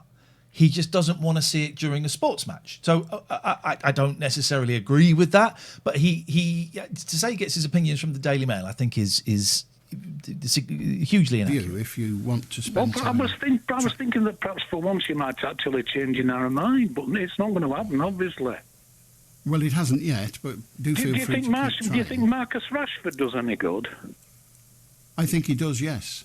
Yeah, and he's using the fact that he's a sportsman to actually do that. He wouldn't if he wasn't playing for Manchester United. He wouldn't be able to do that, would he? And as I said earlier, I fully approve of people using their position, but not when they're actually engaged in the sport itself. Oh, you've narrowed the criteria down now. It's only flipping out. No, that's why I heard from the start. I don't think that's fair. He said it specifically. I said that a few moments ago. Hey, Alan says Iain kept me sane in the LBC years. I was homeless at the time. His show was the only thing that kept me going. Thank you, Alan. I hope things are picked up. Thank you. That's a lovely thing to say. I really appreciate you sharing that. Before you mention Rashford, I think sport and politics should be kept apart. Oh. And by that I mean when the game is in place. I didn't enjoy those sprinters making the gesture that they did. I don't enjoy people who wave banners when they're running round the track afterwards and making quasi-political statements. I dislike that. I think it is an abuse of something that ought to be, and it's getting less likely, but ought to be a little less, should we say, politicised. So you think that it's becoming more politicised just because it happens to offend your eyes? Well, I can only speak for football anyway, so why should it bother you? Well, I can see a thing is wrong, in my view, without actually being a witness to it. I'm How about when a boxer does it? I don't like it when any sport does it. If they do it when they're not engaged in the sport, fine. They're human beings. They have the right. I defend their right. But when they're engaged in the sport, I think sport should be, if you like, ring-fenced away from politics, quasi or otherwise. So how do you think footballers can affect the power that football has? Ask Marcus Rashford. Well, he's doing it in the best way he can, but what he's doing is actually political. He's changing politicians' minds. I have no objection to sports people doing things and using their power to get things changed. No objection to that at all. What I object to is people who do it. Thing about these callers as well is they're so flipping boring and they think they're so right and interesting and clever. Because they're going to carry on until they get the rise that they're after. They haven't really got a point. The people that listen every night and then just phone up to go, "You're shit." Okay, well, don't listen. But this is, anyway, during the course I know this is quite of a game, whatever that game is, whether it's running around. It's not during the course of the game. It's before the game. It's part of the process of the game. If you want me to say I think it's great, you're going to fail. No. I thought perhaps for once in your life you might actually consider your opinions, but obviously you won't. So I'm wasting my time. What you have to realise, Graham, is my opinions are tested about 20 times a night. So I've please. You've got a computer in front of you, so you can play at being a chat show host. So I've worked out my opinions. You don't work out your opinions. Okay, I don't know. I'm a liar, a cheat and a fraud. I don't care. Well, as long as you get your money, you're not particularly bothered what anybody thinks of you. So you say. You're absolutely correct in that. I do say it and I do believe in it. No, I doubt very much whether the person that we hear is the real Allan Beswick. You can see how it gets weird. I hope to God it isn't. Why is he so... Well, I hope to God for your wife's sake it isn't as well. Wow, okay. That's rude. Why? That's rude. Why is he so... See, the thing is, the thing I don't understand about people like this, or actually I do, is because it makes them feel powerful, because they're obviously living shitty lives. Why he's got to just twist the knife a little bit more? Because what he really wants is to upset. Yeah. I love these calls. It's one of the things I miss on the radio. We still get them. It says so much more about the caller. Yeah. We still get them, but the Twitch audience, are more selective and selected in some ways, in that you have chosen to come to a slightly difficult platform to engage with us, or to at least listen with us. I know, most of you aren't even chatting in the chat, and that's great. But radio, people have habits and they listen to the same station for 20 years because they've always listened to the same station. And it gets very partisan. What I used to find hilarious was, having worked at various radio stations, is that you would be talking to someone and they'd say, "I'm sorry, I don't listen to your show. I love them." Yes. It's like, okay, well, I sit next to that guy in the office. You're not going to upset me by saying you like my colleague. As long as you're listening to the radio station, that's great. Unless that colleague is Dan Wootton, who's a prick. Well, yeah, apart from him. But what I mean is, them saying, "I like such and such a person," that's fine. As long as you like somebody, it'd be ridiculous to expect you to like every single person on the roster. And also, as well, we found at Talk, as they got rid of people like John Holmes and Eamon Holmes, and they brought in, Dan Merton, and as Mike Graham went more right-wing and stuff, we found that we kind of got like the overspill of that. We got the dregs of their show. So people would carry on listening, thinking we were going to do the same thing. So we'd go on with a vaguely left-of-centre liberal thing. It wasn't even socialist. Someone accused me of being a socialist the other day. Someone suggested I might be a socialist because I like the NHS. Huh? What? So we would get those people who would phone up and go, "Well, I think that Black Lives Matter is bad," and expect us to say what the rest of the station is saying. Say, "Yeah, it's a pain. It's awful, isn't it?" Yeah, Marxist. What we tended to say was, "Why?" That would also upset them, wouldn't it? Because what they were hoping to do is blaze in there because they thought it was a station to come to for a row. I love you too. And sometimes they would get a row, but only if they talk bollocks. Yeah, and so we would then get, people who were expecting to get the same old crap You know, the same a round of applause for saying they don't like, too many immigrants coming in, all that kind of stuff. And they wouldn't. They'd get called out and questioned on it. Anyway, we're nearly there. I promise we're nearly there. Well, fine. Thank you for caring about my wife. Well, come back. Someone has to. Indeed. Can I get on to my next topic, please? Is it going to be as utterly useless and boring? Perhaps not. Good night. Okay, good night. I'll do Walter. And then that is his genius. All right, whatever. I'll do Kath. Move straight on to the next call. Yeah. Straight on to the next. But yeah, the bringing the wife into it, also a little, a little misogynistic kind of white knight in there, but really just done to have a dig at the husband. Rach says, well, callers never check before they got online. Not on our show. No. I never liked it. And if I've ever done stuff at the BBC, I'm not talking about with us, I'm talking more about WM, and when I did some stuff on 6 and 5, 6 primarily actually, they would vet the callers to within an inch of their life and do like a pre-interview with them. I didn't want to know. I would always say to people, if it wasn't Katherine, if we had a new producer or someone, I'd say, I don't want to know where they're from. Don't type on the screen where they're from. Don't ask them what they want to talk about. I don't want to know. And if they sound like you wouldn't let them on any other show, put them at the front of the queue. Those are the people I want to talk to. I've worked with presenters in the past where you had to vet everyone thoroughly because they wouldn't have been able to manage someone who was tricky. And by tricky I mean not saying what they expected them to say. They needed to be briefed, and I get that. There's nothing wrong with that. People work in different ways. But with Iain, we'd get people who would ring up and they'd say, "Don't you want to know what I want to say?" And I go, "No, it's none of my business." No. Because the joy of the shows that we did was that it all happened on air. So yeah, some people said, "Oh, this is very unprofessional because you've not worked it out beforehand." No. That's why it's different from everyone else, because we show you everything, and it still works. Imagine. Rach says, I guess it makes it less interesting, but maybe to protect the presenter, I'd hate to have to deal with someone like that. I love it. Yeah, but what if you're what your presenter's up to it? That's the entertainment, isn't it? I love it. And the thing I'm learning, when I was at LBC, I used to get I would get emotionally involved in all of the calls. And if you heard me getting angry, I was actually getting angry. Yeah.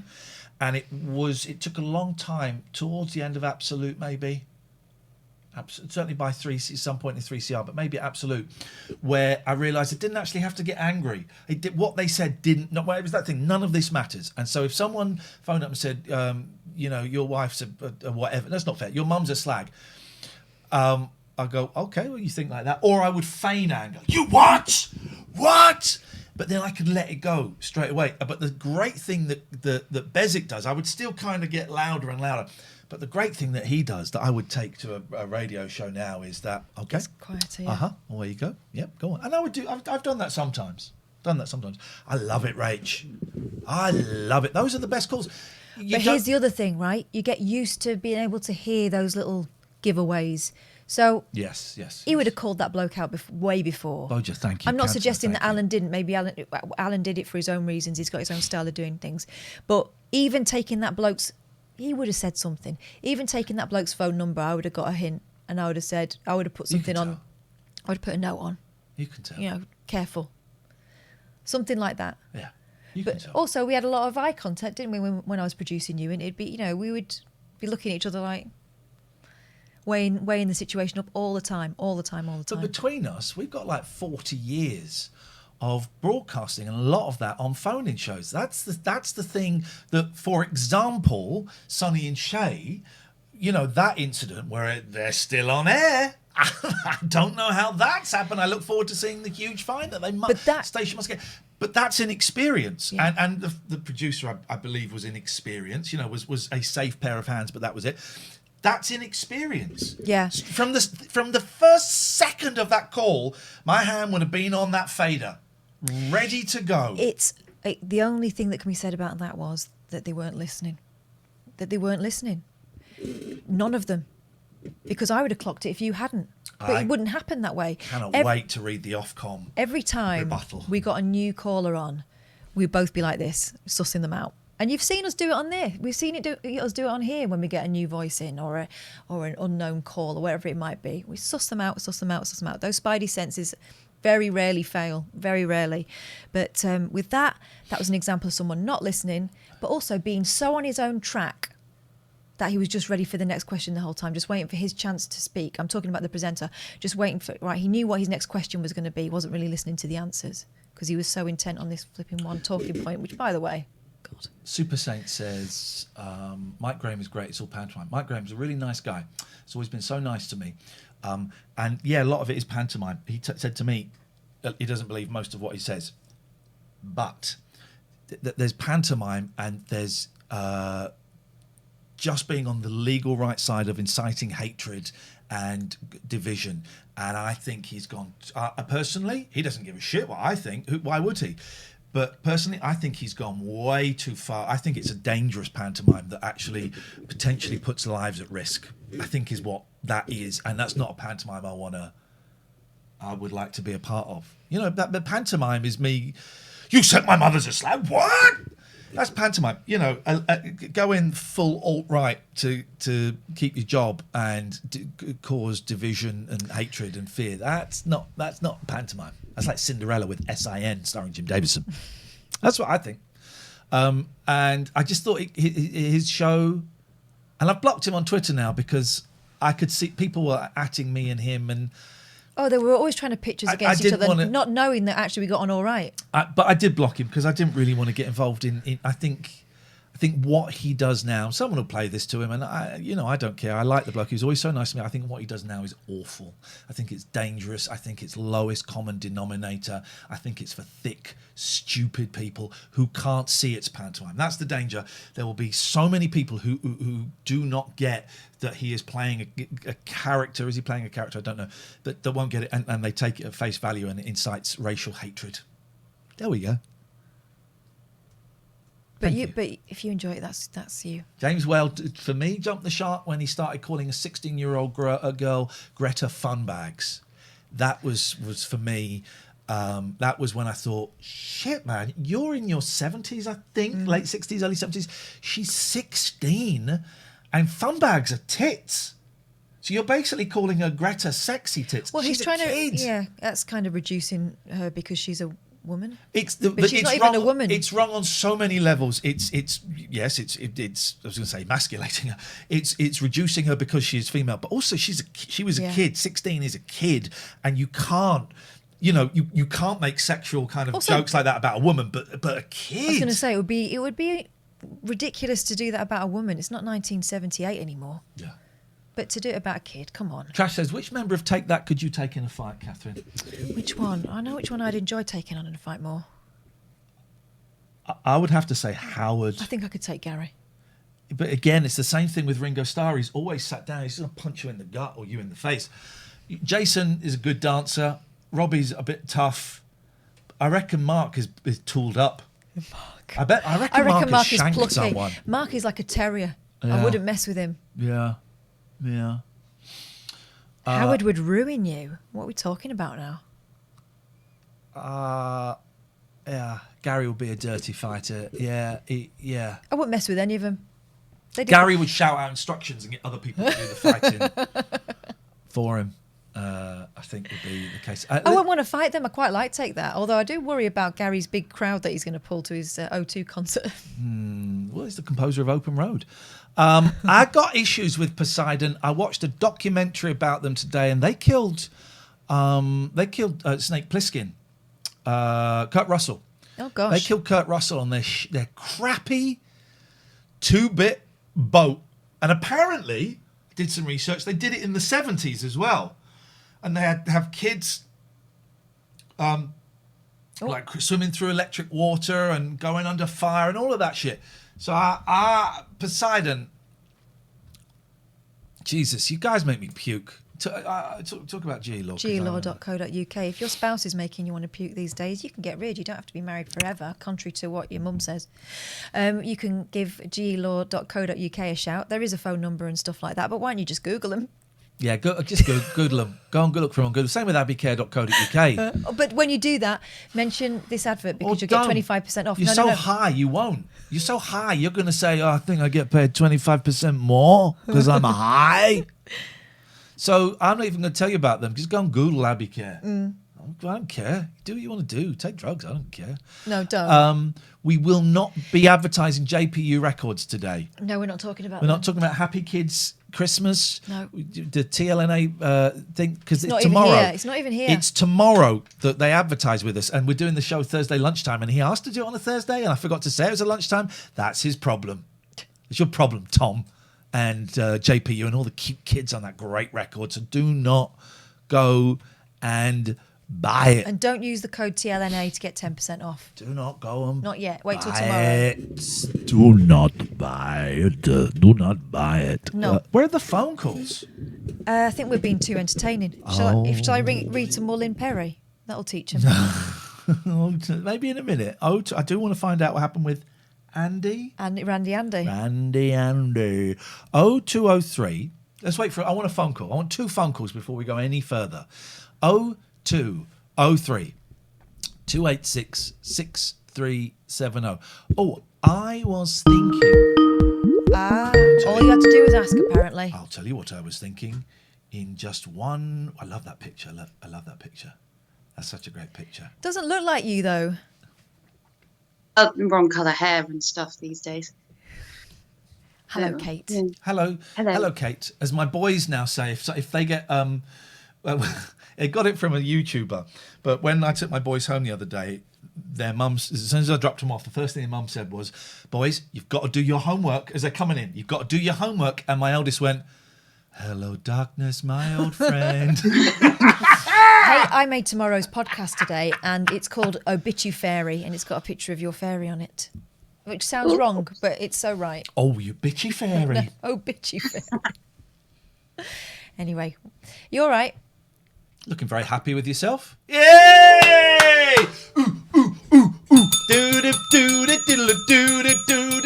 She managed to steal someone's driving certificate. That's great. Oh, so congratulations. When you fail, you can just flash that at the coppers. Well done, Kate. That's brilliant, brilliant news. Congratulations. Oh, you've muted yourself. How was it? I can't hear you. Say something. Well, say something. I'm here. Oh, yes. I think maybe when we're speaking, we're muting. How did it go? It was good. I got 1 minor. And that was in the last... That means you hit 1 child? Mm-hmm. Yeah. Yes. That's okay. They don't count. That's okay. Oh, that's so What was the minor? Go on. What was the minor? I sort of ballsed up a bit on my my reverse bay park. Oh, I hate them. No one reverses into those bays. It a bit. I was getting a bit whatever at the end because I was a bit tired. So yeah. Good. I went and had a little drive round on my own earlier, which just felt like highly. Yeah, illegal. It feels naughty, doesn't it? First it feels like someone's going to say, "Excuse me, home." Yeah, it's like I know I changed the insurance. I've taken the L plates off, but it still feels wrong. But I've still been proper nervous for like the last week, chest pains and everything like the last couple of nights. But do you know what kept me going this morning? Go on. I just played the nightclub thing on loop. Oh, the dancers. You absolute. On loop, just like chilled me right out. But I literally had to play it on loop for 2 hours before I went out. Oh, there we go. Wow. Was it today your test? Yes. Yeah. Brilliant. Oh, I'm so thrilled for you. I'm so thrilled. That's Look so at that great. Actual joy. And thank you so much for your gift that you sent us. Yes, You're very thank kind. You. But tomorrow you're going to wake up and go, "Oh, I haven't got anything. I haven't got to worry about that anymore. That's done." Yeah, I've just got to actually worry about driving places. Yeah, you get more and more used to it.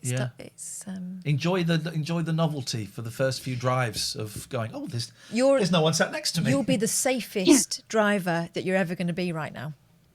Yes, yeah. I'm afraid of speed. Yeah. Oh, I won't say. I accidentally tried to get out of the driveway in the wrong gear earlier, as in forward rather than reverse. But yeah. My car's doing a weird thing. So I've got one of those cars now where you don't put keys. I don't know if yours, but you don't put keys in cars anymore. You press a button. Yeah, right? Mine's a little bit. Okay. So you press a button and then you press the clutch. That doesn't work anymore. Oh. So, and I remembered seeing ages ago, there's a cheat. It can mean that the battery's going in the key. So what you do is you get the fob and you touch the button, but don't press it, and then you press the brake, right? But then I thought, that's a bit hard work for me. So now, and of course I've not changed the battery, so now I just get in my car and I press the brake without doing anything, and it starts. Because it knows the key's in the car. Yeah. Okay. So it just starts. I'm having the time of my life. On some keys, you can actually, it looks like it's just a button thing, but you can pull a key out. There's There is a secret keyhole. That's to open the door. That's not to start the key. Right, That's okay. not to start the car. I was so surprised when I found that there's a key in there. Yeah. So that's my story. No, my car's really old. It has a key. I have an MP3 CD player. Nice. I have no phone connectivity at all. I can't think what else, but yeah. When I bought this car, I bought a slightly bigger, newer car than I've ever had because I bought it after I'd had that horrible car crash. Yeah, you wanted to feel safe. So I wanted to feel safe, and I didn't really have kind of much choice, and and I needed to get a car that day. And it was bigger and it was more expensive, but that crash kind of changed my perspective and everything. But I did say to the guy in the shop, "Is there any chance of putting a tape player in there?" He went, "What?" It's a cassette. Don't worry about it. It's fine as it is because it's just a blank face. We went in Halfords the other day because I needed to get a light changed, which was brilliant. They sorted that out, no problem. But while we were in the queue, Little was next to me. She went, "What are all they for? What are all those things for?" And there were radios. Car radios. Yeah. There was a whole. I said, "Well, because some cars don't come with radios in." She looked at me like I was mad. I think they do. I think it's if you want to upgrade it. Yeah, so you want to upgrade it. Nina says I wasn't going to tell Kate when she mentioned the test the other day, but I passed first time the day before my 50th, having told no one I was taking it. I then told everyone I'd passed, and I haven't driven again since. Style. I didn't tell anyone when I was going to take my bike test. The various times that I was going to take my bike test, just because I didn't need any extra pressure, really. Yeah. I think I told you. I only had two people knew I was taking it, my instructor and my other half. Yeah. So I wanted to drive around and surprise my parents, but while I was on my way back from my test, I was like, I can't go and surprise them. My mum's just gone the other way. Oh, she just literally driven to where I'd taken my test from. So went and surprised my brother. Surprised a few friends. Oh, brilliant. And went to the supermarket, just did boring things. And yeah, but it's not boring because you get a rush every time when you're a new driver. It's like, oh my God. Yeah, it's like coming out of the supermarket car park going, please don't anyone drive behind me. It's like got blind spots and, it's just dark and everything in there. It's like, I don't want to run everyone over now. Oh, you wait. It'll become second nature so quickly. But like I say, you're the safest you're ever going to be because you're so vigilant at the moment. Hopefully. Well done, Kate. I'm really, really thrilled. That's such good news. Good. Thank you for sharing that with us. See you later. Bye-bye. Bye-bye. That's brilliant. That is great news. So new to this is right. All cars should have CD players. New ones not doing so is disgusting. You struggle to find a CD player. Yeah, I haven't got one. And then Gamey Mr. Dan, as if Nina's 50. Oh, damn your mother. Hello. Hello. Hello, who's that? Hello. Hello. Goodbye. Okay, we'll try and call them. They've left a message. No, let's call them because that's from the other day.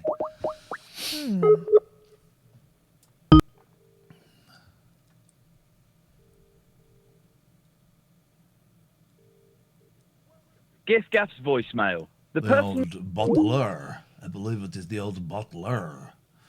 And we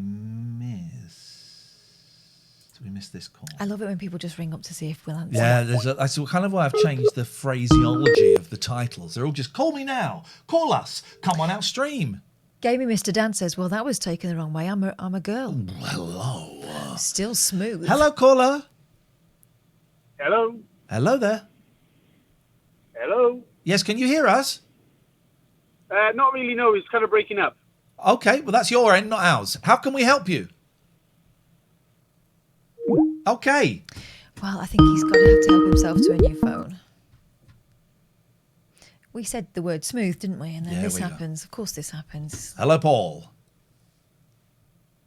Maybe they can't hear us. Did you press something? No, we're coming through the right microphone this time.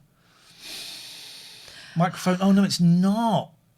Oh, Jesus, Ian. I don't know why it's doing that. It's obviously not saving itself, so I need to check that. So that's not my fault. Right, let's try these guys again. Let's try these again. Could have been our fault. Didn't realise. I have to apologise to him.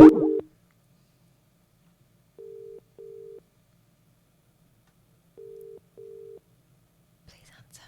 We're so sorry.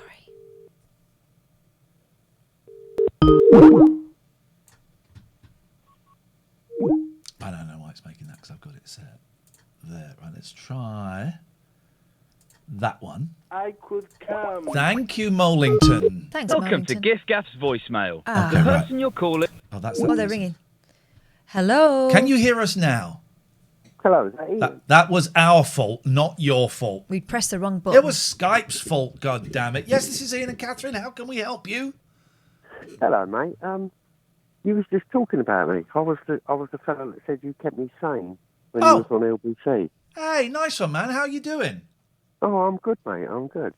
I just wanted to ring you and thank you personally. You're very welcome. Yeah, it's great to see you again on Twitch now. It's brilliant that you're back. I haven't seen you for so many years. Well, you could have Googled me. I've been around. I've been alive. I've been working. I have been Googling you, yes. I'll Google you in a minute. How are you doing? How is you? You're saying you? I mean, LBC. When was that? Like 15 years ago, maybe. And you were homeless then. Do you know what, Ian? I'm actually re-listening to them all. I'm on the 20th of February 2007. I know that one. I just got a Renault Clio, hadn't I? That's right. It is. Yeah. Chris is just left. It's his birthday. He's having a day off. Idiot. Yeah, well, that was it. He was a kid, so he would kids take their days off. Yeah, but it turns out he was younger than you thought he was, so he deserved to take his day off. In fact, he should have been at school. Took his day off because it was his birthday. What a knobber. That's right, and that's what you were saying at the time. Yeah. Absolute belchies. That guy needs some slaps. Was that the Clio that had the faulty? That was that Clio. Well, I don't. Do you want spoilers? No, well, I've actually listened to this like 14 years ago, but okay, because I'm going gonna be on Watchdog soon as that car becomes a potential death trap and Nicky Campbell comes to my house. Yeah, no, it's true. We've already had a bloke ring up saying about the bonnet. Yeah, it happened to me as I was driving back through Highgate one night to Muswell Hill. The bonnet, and Nicky Campbell came to my house. Nicky Campbell? Yeah, for Watchdog. Honestly, it's not a joke. Watchdog came and filmed me at my house. Yeah. Oh, do you know what? I think I've seen this on YouTube. Could well be. Yeah, you get interviewed. Yeah, I've seen it. Could well be. But the thing is, it wasn't the car in the end, was it? No, it was the car. Oh, I thought you said that it was something you'd done. No. That was the design fault on the Clio because they've been running a campaign about it. So that's why, and also I'd gone in to watch Watchdog being filmed because I was a big fan of it, and my wife worked at the BBC. Yeah, there we go. That's right. Ian Lee complaining, "My God, do I need to see this on camera?" You're gonna see it. You're gonna see my old street, my old flat. We'll play it in a second. Here we go. Well, there you go. Yes. Well, good. And how is life working out for you? Oh, it's absolutely perfect now, mate. Absolutely perfect. Beautiful. What was there one? Was there a thing that you could look back and go, "Oh, that's when it turned round"? Yeah, it probably was when I reunited with my sister and we became friends. I went back and stayed with her. I got work and just my life just changed after that. Nice one, man. Oh, that's so good. Well, thank you for telling me. That really makes me feel old, if I'm honest.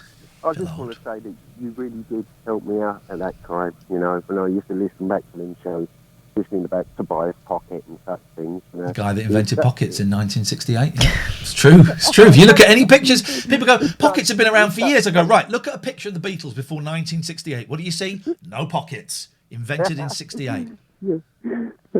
Oh, such fun. Nice one, man. Well, listen, we're going to watch that clip of me on Watchdog. So thank you for reminding me of it. Oh, Thanks, mate. It's been Take care. great Lots of love to your speaking sister. you. Have a great Christmas. Thank you. Right, so let's have a little look. So this is me on Watchdog. I look good here. I look hot. I looked hot at this period in my life, so just steel yourselves. 1,200 of those customers who disagree. What year is this? Oh, I don't know. There I am. I might have like boot cuts on. Yeah. That crappy car. Now, where this car's parked, there's a driveway there. I don't live on this side. I live on the other side. That's very common. There's a driveway, and then you could park here. Now, once I had my car, and I had a nicer car parked here, right? And I looked out the window one day, and the police were clear. A car had smashed into my car and written it off. And the police were clearing up the mess and going. And I went, I was thinking, what? And I leaned out the window and went, oh, it's my car. The cop said, come down, mate. So I went down, and basically a drunk driver had smashed into it. Right. And written it off, and they didn't know who it belonged to. They couldn't find it. Anyway. It's like, Jesus. This is partly why my insurance is so high, right? So got it sorted out. It wasn't that car. It might have been that car. So got it sorted out, and they gave me a hire car. It was a write-off, right? So then the hire car is parked in the same spot. May have happened the other way around. I can't remember. Big storm. I looked out. The roof of this block of flats had blown off, landed straight on the car. Bloody hell! The roof. And it may have been the other way around. It may have been the roof first and then the car. I can't quite remember.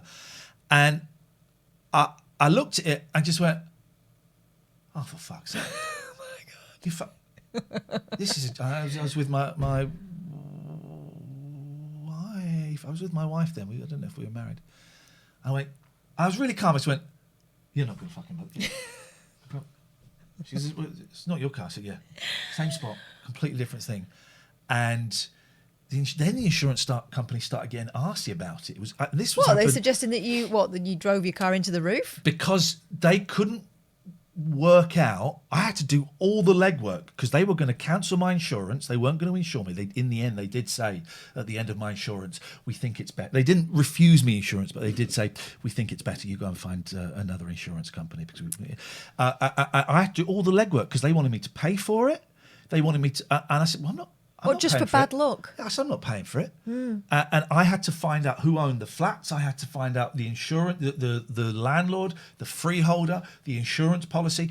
And 6, 7, 8 years after that incident, I was still getting emails from the insurance company saying, we still need some more information on this. And the last one I got, I said, I'm out. I've nothing to do with me anymore. I've given you everything I can. Please leave me alone. Plus, they weren't insuring you anymore. Fucking awesome. Terrible. Anyway, we continue. Among the latest, TV and radio presenter Iain Lee. Yes, man. That's right. This guy, Nicky Campbell. I've seen that pose before. That's That's the. Let me just check this out. I know exactly what I'm looking at. Doesn't know what he's looking Nicky at. Campbell's on the other side of that bonnet. Neither man peering into this bonnet know what they're looking at. He was driving his Clio home from work. Right. Now, which one's mine? It's that one. That was it. 68B Colney Hatch Lane. There's a balcony there. That's the balcony where me and my wife saw the UFO. Not even a joke. Nicest place I've ever lived in. Bought it for £313,000. First place I'd ever bought. We kept going back. Been on the market for 6 months. Is that the one you put an attic bedroom in? There was one in there already. No, that was the next house. So bought it, £313,000. I'd never bought a house in my life. Mm-hmm. And I had been promised that I was going to host Liquid News on BBC Choice. They said, well, your job's yours. So I thought, all right, I'll buy a house. Still had to borrow £5,000 off my mum. And we went and we were taken around. It was me and Tessa at the time who bought it.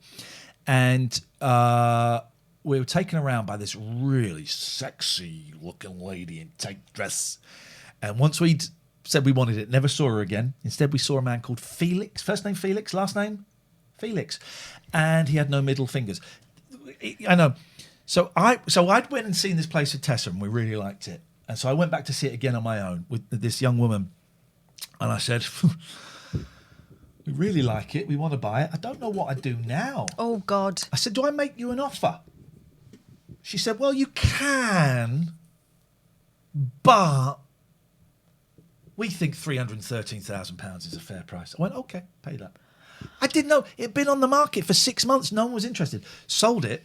Several years later, not that many years, 10, let's say 10 years later, to the people below us, because they'd made the mistake of saying, if you ever sell your flat, we'd love it because we'd love to convert this into a house. Well, okay, bought the freehold as well for $3,000. Bought the freehold, $2,500, and then extended the leasehold downstairs for $10,000 profit. And so, okay, all right. So I bought it for $313, and the estate agent came. We said we wanted to sell it. The estate agent came round and said, "I reckon you get about $4." So 10 years later, $75,000, $80,000. It's a lot of money. So we then went downstairs and said, "Yeah, we are going to sell it. We've had an estate agent come round, and they reckon $475, and we're pretty sure we're going to get that price."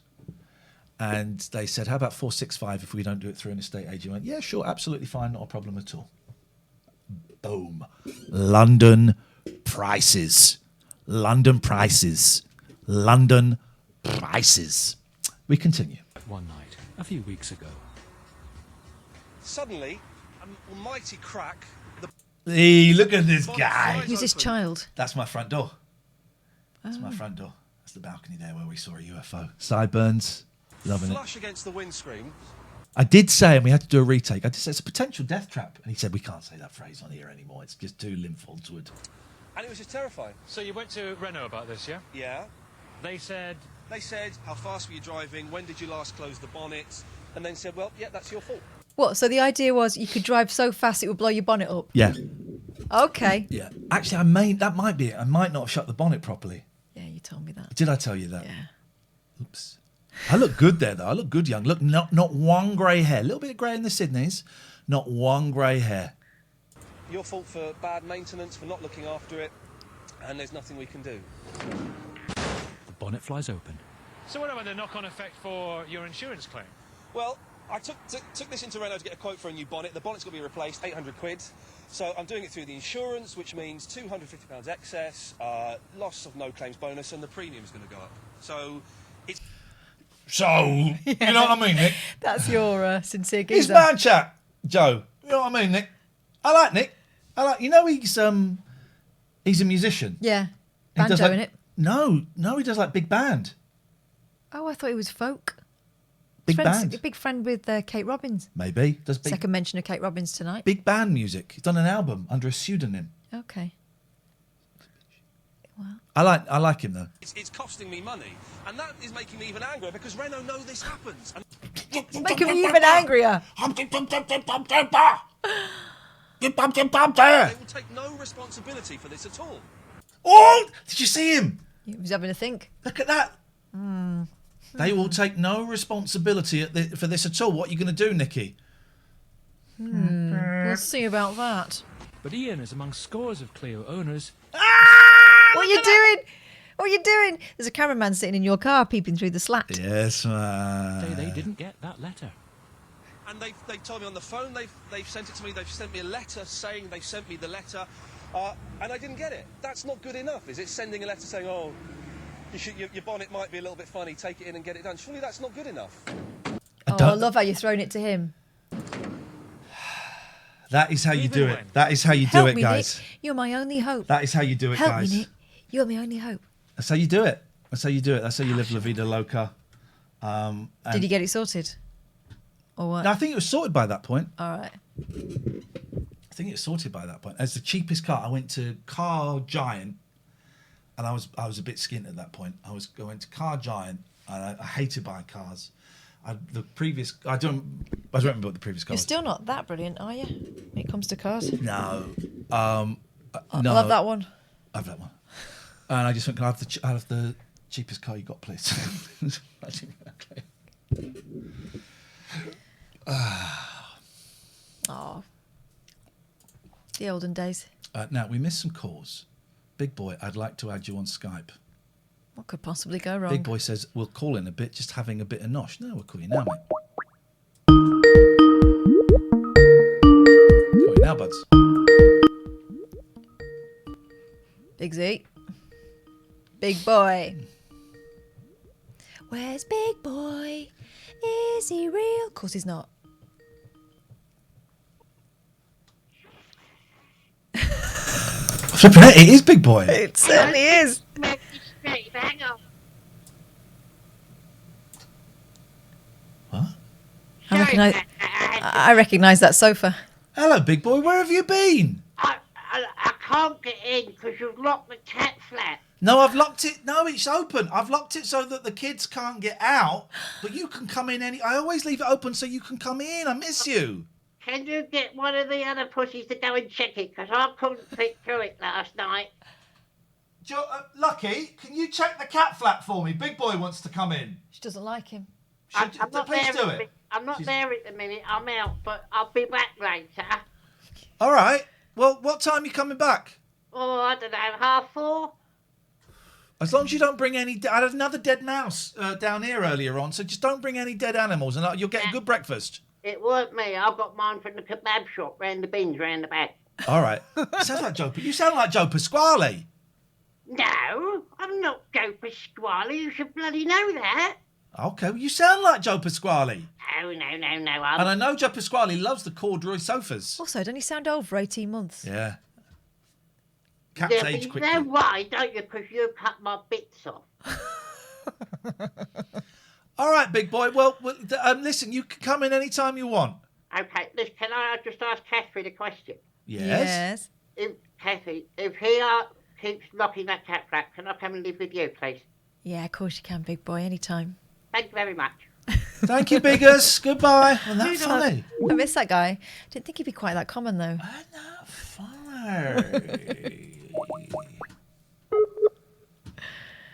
Big boy. That's not how I spell it. We've obviously been spelling it wrong. B-O-I is the correct spelling of Biggers. I'm in bed. What do you want?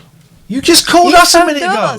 I was trying to help you because you were struggling getting calls up, so I was. We're not that desperate. We're not that desperate. God, I hope you've got clothes on, Gatford. Not that desperate.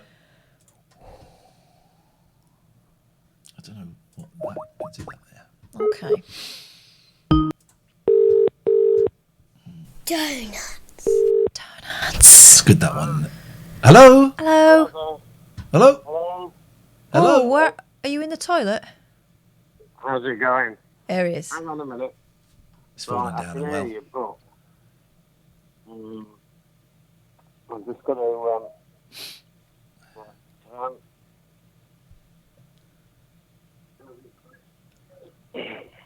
Can you hear me now? Yes, clear as crystal. If Crystal was on the phone. Yeah. Before I go on, can I just say that clip in with you on, was it Watchdog? Yeah. Right.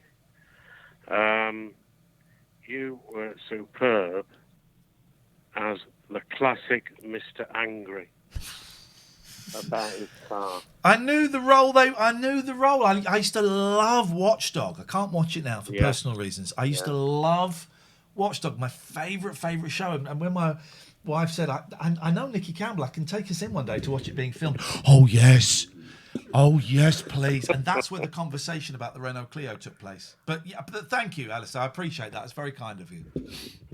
Yeah. But, I mean,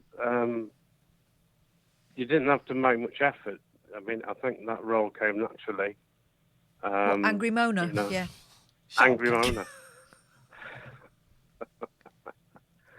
Anyway, no, I just want to clarify something about the Christmas period. You're working over the Christmas period, please, Catherine and Iain. Go on, yeah. We don't quite know, but go on. Right, so tomorrow is 2:00, isn't it? It's not night time tomorrow. Correct. It's daytime. And you've not mentioned the pantomime. There isn't going to be a pantomime. We kind of forgot about it. We did forget about it. How about how about Friday? We fit that in with Judge Boyle. Blimey, okay. Yes. We could fit that in. I wasn't clear whether you were working Friday or whether, because I know that you're taking all of the... Doing Friday, we can fit that in. Yeah, we were going to dress up Friday though, weren't we? Yeah, we can... Well, why would that stop us doing the panto? Surely that's the might confuse him with characters. I've already got... These guys have got the imaginations of goldfish. They don't even know whether we're human beings. Who gives a shit what they think? All right. It is happening. Yeah. The other thing about I'm the goldfish, because I can't remember one thing to the next. Hello, caller. You're through to Iain and Katherine. What can we do for you? Who are you? Exactly. Who did I call? I have got a problem.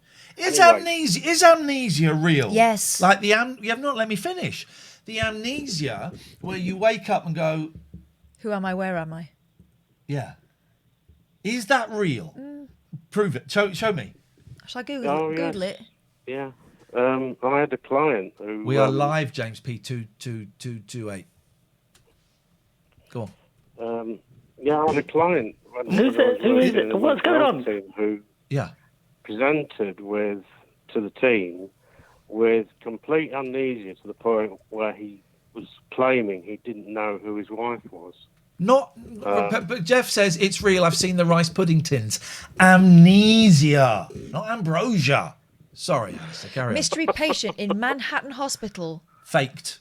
Hang on. All of these are faked. They do it because they're paedophiles or bank robbers. God, careful. Or divorced. Getting divorced. That's it. I don't want to get divorced. He's been in hospital for 6 weeks and can only remember, this is last year, He says. his first name. Well, so okay. So that's not what I was talking about. Cops begging for help identifying the man known only as John after he was admitted to the Bellevue Hospital in October with a broken leg. Okay. Well, he's got dementia. That's different. NYPD officials released a photo of him on Tuesday in the hope that somebody will recognize him.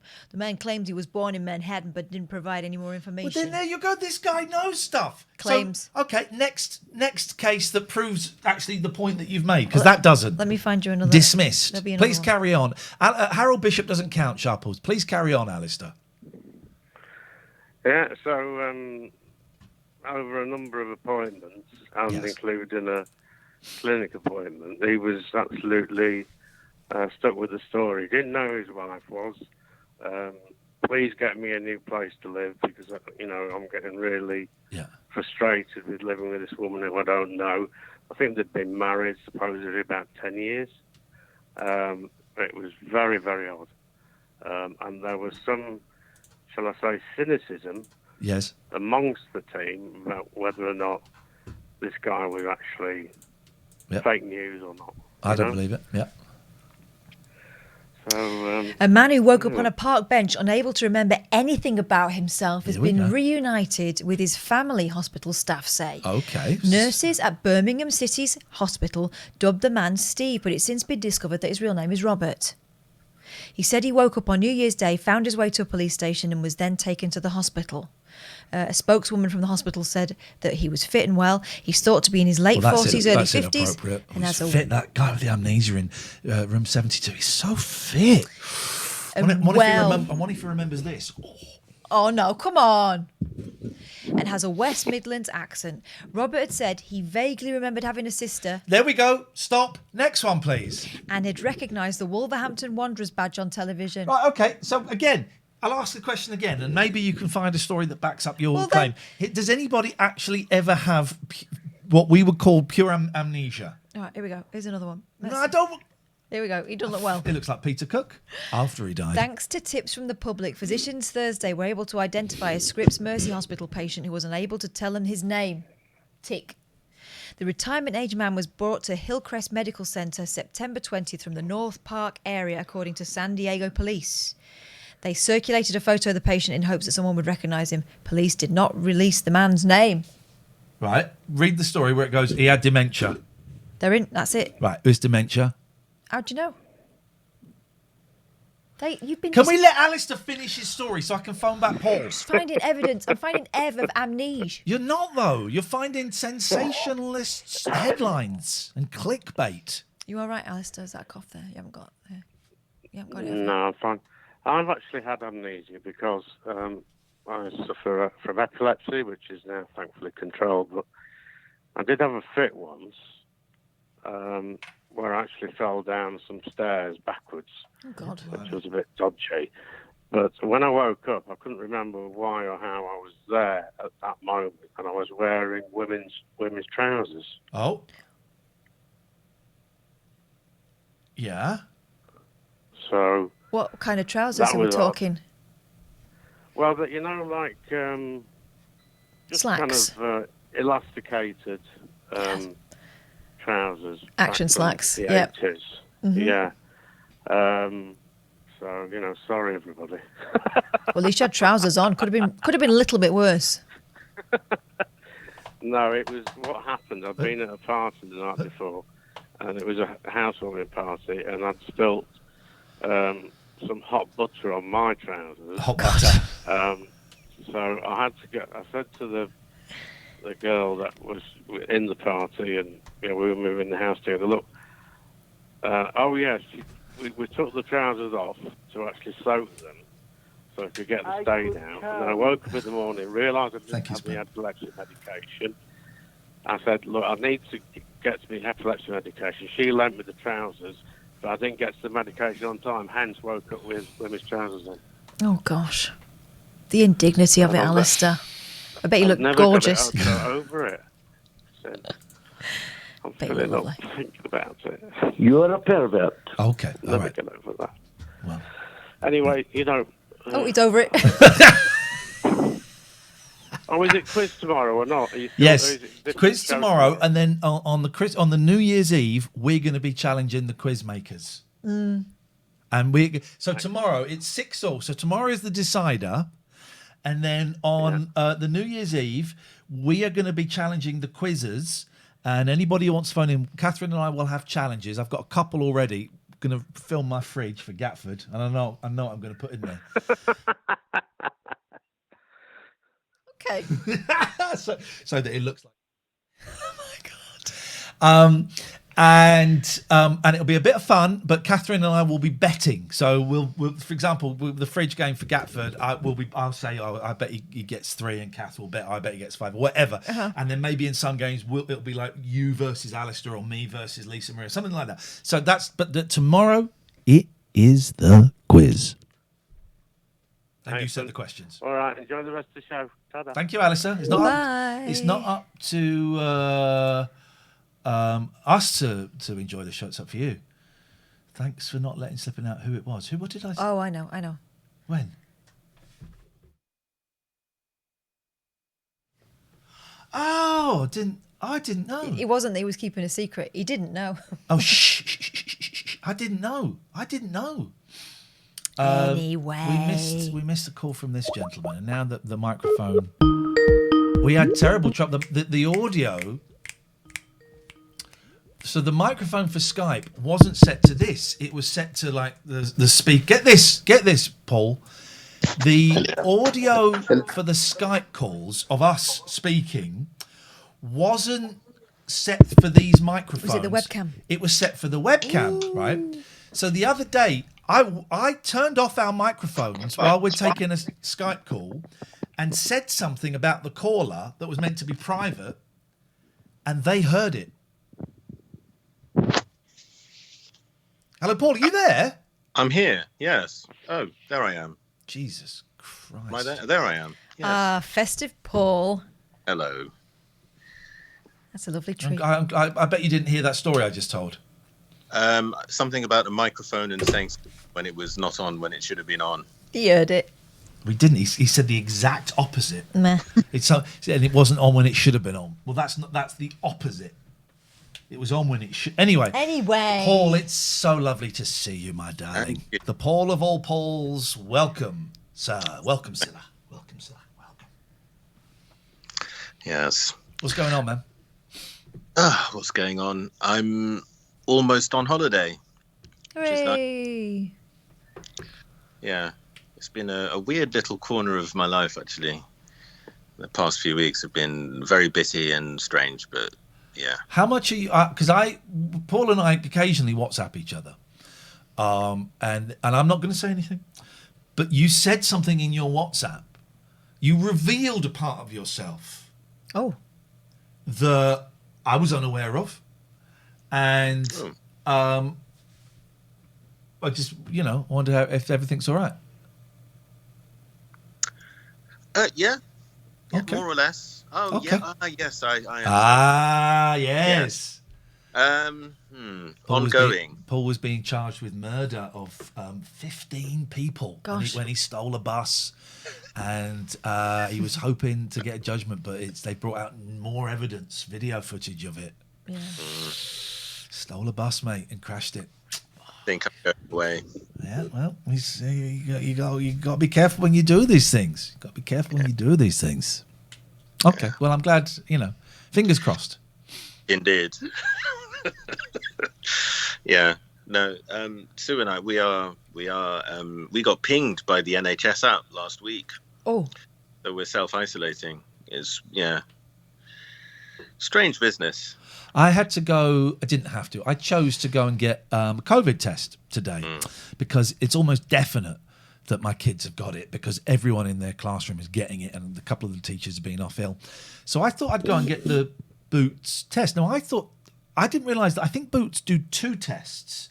One that's like 12 minutes and one that's like 48 hours, right? So I paid the £120, right, that it was, and I went and got the test today and they said, you'll get the results in 48 hours. I'm thinking, what have I paid for? I could have just got the NHS one, which my kids did, and they've not got the results back, but they think. Anyway, so you had to go online and you type in your postcode and it lists the Boots nearest to you that do it. And the nearest ones were all about 20 odd miles away. And Maidenhead, you can't get one till January the 7th. Reading, you can't get one till December the 31st. And the closest one I could get was 45 minutes away, Heathrow, Terminal 5, Boots in Terminal 5. So I went to Terminal 5. It's 120 quid. It is a bit of a rip-off. So I went there and I said, I'm here for the COVID test. I said, okay, can we see your passport? I said, I haven't brought it. And she said, well, what country are you going to? I said, I'm not going abroad. And she said, why are you having a COVID test here? I said, because I'm not going anywhere, right? And so she said, okay, well, we can't do it without a passport. And I'm doing that. Well, it doesn't. Never got told I needed a passport. I looked at the email and it said, don't forget to bring your passport. You got told. So she said, right, because the shop was getting busy. Right, if you're going to stand outside the shop, someone will come and sort it out. I'm thinking, oh, man.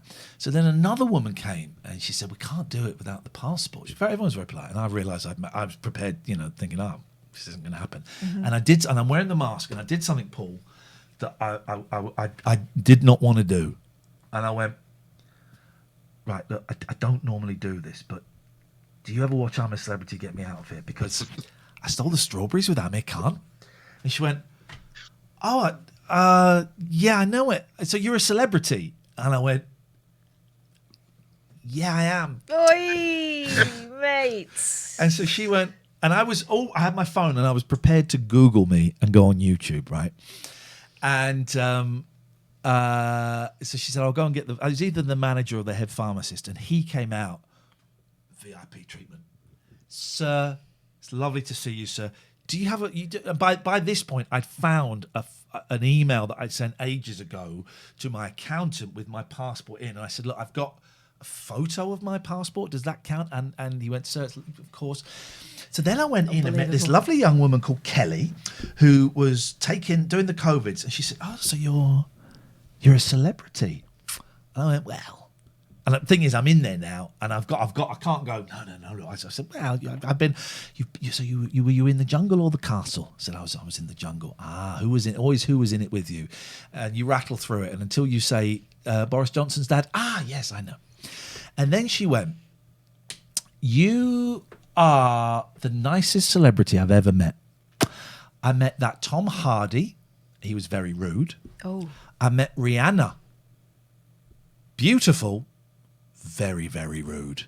And then I saw that Jason Statham running to catch a plane, and I asked him for his autograph, and he said, no, I can't, I'm in a rush. And I thought, how rude.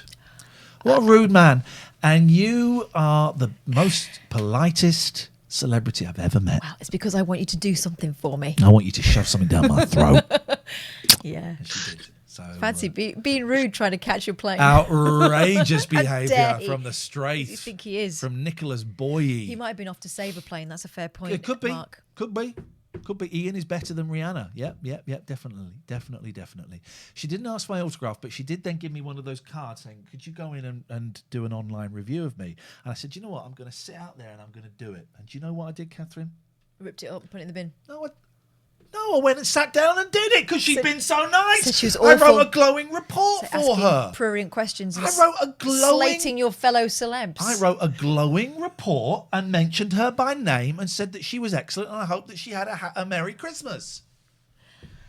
Paul, how can we help you? Yes. Well, it was say hello, really. Nothing specific at all. Hello. Yeah. Hello. Hello. I'm loving go. I think something juicy comes. It's yeah, and I mean that without any end or indo. You can't. Oh look, he's taking over our screen. You can't say something juicy comes without innuendo, because we're all thinking of a penis. Actually, I'm thinking of Okay, we'll have some more African of that. Adventures with Lynne Perrie. Here we go. Honestly, she said it's the sun that drives a barmy. Well, thank you, Paul. It's nice to talk to you. I'm going to cut you off now. All right then. We missed a call. Let's take this call, and then we'll have a little bit more. Lynn, bit Perrie. more romance. Yeah. She's Matthew Perry's aunt, isn't she? Can you move forward? Sorry, because that's pulling on here and cutting me out. Sorry. I was holding on the wrong bit. Oh, careful. Well. Who's this? No, didn't No, fancy. it's It's invalid. Okay, well, I can't be bothered. Okie doke. I cannot be bothered to chase that. Okay, so what is going on? Lance says, I saw Jason Statham filming in Covent Garden and he winked at my friend. Geezer. The guy's a geezer. The guy is a geezer. You know, it was winky. That wink meant. Spamalot says, must Don't be do invisible, but autographs in thought... airports. Spamalot says, thought maybe it must be invisible, thought it was worth a punt. Sorry to bother you, and great show, by the way. I don't know to what you refer. I know not to what you refer. Phone us up if you want to get our attention, because the chat, sometimes we miss bits. We It's miss not us ignoring. loads. We miss loads of the chat. Miss loads of the chat. I don't know why that. Let's take this one.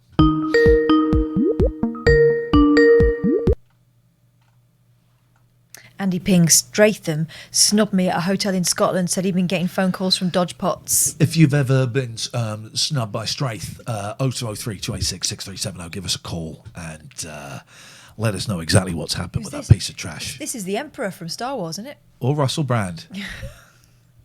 How are you doing? Oh, it's ridiculous. It's Anonymous Tim! Jeez. What's that picture behind you? Because I couldn't stop looking at it last time. It's bloody awful, that's what it is. Is it? Is it a poster? I can't see you, actually. I don't know why. Because I haven't clicked. Because we're anonymous. I'll click the button then. Jeez. Not fair. Oh, right. Great. What is it? Is it a film poster or something? No, this is a painting. The Four Horsemen. I've had since I was not a painting. It was a poster. I've had since I was in my teens. That's the Four Horsemen by Mr. Boris Vallejo, who was married to a poet called Doris. Boris and Doris. Oh, how lovely. Have you got a partner who's got a similar sounding name to yours? Call us now, 0203 286 6370. I've just sent you an email. Oh. And it may have gone into your junk mail because it's got a link on it. And the link is to a WeTransfer, so you can download something. I'm downloading it now. This would be dangerous if we didn't trust you, Anonymous Tim, but thankfully we know exactly who you are, Anonymous Tim. Exactly. What it is, I'll explain, is that I was listening to you yesterday, and I was in total agreement with something you were talking about, which was the YouTubers who cut every little pause and and out of their whatever they do online. It's the weirdest thing, isn't it? But I think it might be the way forward. I love it. It's very freeing. Yeah. Well, yeah. I mean, you do that to me live. Except for the fact that it takes ages to do it. I used to do a podcast until I gave up, and I would get very particular about cutting out all the ers and ums because I didn't like to come across as unprofessional. But yeah, you can go over the top with it, and I think that's what people are doing. It used to be like a stylistic choice, but I think now people are just taking out the ers and ums, and every time they mess up what they're trying to say.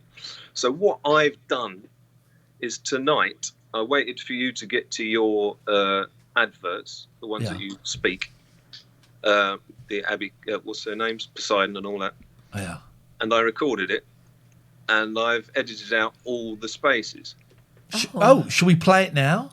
Well, you can play it whenever you want. I thought you might want to play it when you're supposed to do your advert. Do it whatever we want.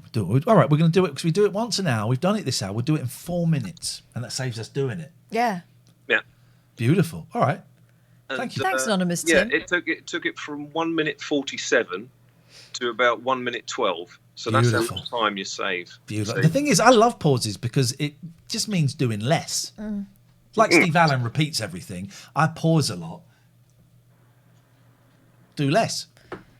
But thanks for that, Anonymous Tim. We don't know who you are, but you are our hero. We'll play it in a bit. Thank you, Tim. I appreciate it. He's masking up. Thank you, Palace, for the He does look like a sub. shaved Russell Brand. So Spamalot says, my agent Sue is interested in advertising spam. You promised us like 100 subs. Dude, if you want to advertise, latenighalternative@gmail.com. And we might be able to find some room for you, but it's kind of full at the moment. But what I don't like is just banging on and coming and just showing us the tip of your dick and going, do you want to suck it? Oh my Do you want God. to suck it? And then we go, all right, I'll suck it. You go, you can't suck it. And that's what the vibe I'm getting from you. So either let me suck your dick or go away. Thank you, Azza, for the sub. Hello, caller. Hello, it's actually Thomas. Tom does the Mario games. It's the who, what, where? Tom that does the Mario games. Oh, hello, Tom. How you doing, mate? Not too bad. Just let you know, I sent you an email just to prepare the game for tomorrow. Okay, lovely. And just to get you it's basically for your input for the game. Made a couple of things. I need you to individually tell me where you want your pieces to be. So if you be kind, send me the locations. Oh my God. Can we say it out loud? Oh no, because then it needs to be secret. So all right. Yeah, you'll all right. you'll know it's All right, for you're gonna get an to be email. competitive. So You're going to get an email. It's going to happen. All right. We are on it, but Thank you. we might forget. We might Yeah, But no, we and if then we also forget, as well- if we forget, we then we'll make it work. We'll remember. We'll remember it. Yeah. You're a genius. some You're like point. Bill Gates. No, which one? No, you're like Steve Jobs. No, you're like Dolly Parton. Dolly Parton. No, you're like Nolan Bushnell. There's one for the kids. Invented Atari. Oh, did he? Yeah, I like Nolan. Ah. All right, nice. Anything else? Yeah, we were talking about Henry Winkler earlier on. Yes. Have you seen the show called Barry that he's in? No, I haven't seen Barry. Is it any good? It's excellent. It's essentially about a assassin who wants to stop being an assassin. And it's Bill Hader plays him. Henry Winkler Oh, I like plays Bill Hader. an acting class teacher. Yeah. And then the guy from Office Space, he gets locked in the wee room. There's cubicle. He's in it as well. Okay. Is it funny? Yeah, it's comedy. It's comedy. I'm going to check it out. All right, nice one. Listen, thank you for that. I'm going to move on. Spamalot says, the 100 or 1,000 subs was a wind-up in the past. Can I private message you? No. I tell you what you can do. You can go and get lost because you're getting on my nerves. There we go. We wasted a whole night on you. And I thought he got banned then. why can't... Wait, I'm rejecting the friend request. Why can't I ban him? He's banned. He's banned. Get on my nerves. Yeah, I wanted to do it that night, but there was a part of me that thought, because he seemed so sincere, but we took up a whole show, man. And It was very boring. weird. If you want to advertise with us, I'm going to say no. I'm going to say no. I don't think it's going to work. It's for real people, so I'm going to say no. There we go. I'm going to say no. I don't like spam anyway. I don't mind it, but I don't like idiots that come in and try and... Here's what we don't like. Asians. What? No, sorry, that's what you don't like. Here's what we don't like as a team. Is people that come in and make the chat about them. Join in the chat. Have fun in the chat. I think we've made peace with the chat. But don't make the chat about you. And I'm afraid that's what our spammy friend did there. Yeah. So... Maybe you should eat some more fibre. Yeah. So no, you can't advertise with us. We do turn people down. We do turn people down. It's Well, yeah, if it's not something that we can get our endorse, teeth into. Also, I'm still on this healthy eating kick, so no spam for me, thank you very much. Just water. Hey, look, right, should we play this advert with the bits taken out that anonymous fella just made? Hang on a minute. I got issues with Poseidon. Whoa. Oh, he's done it from tonight. Yeah, he has. He's not messing about. Oh, flipping Eggman. All right, so these are our wonderful sponsors. Let's come down here a little bit and let's have a little look at what's going on here. That's my dishwasher.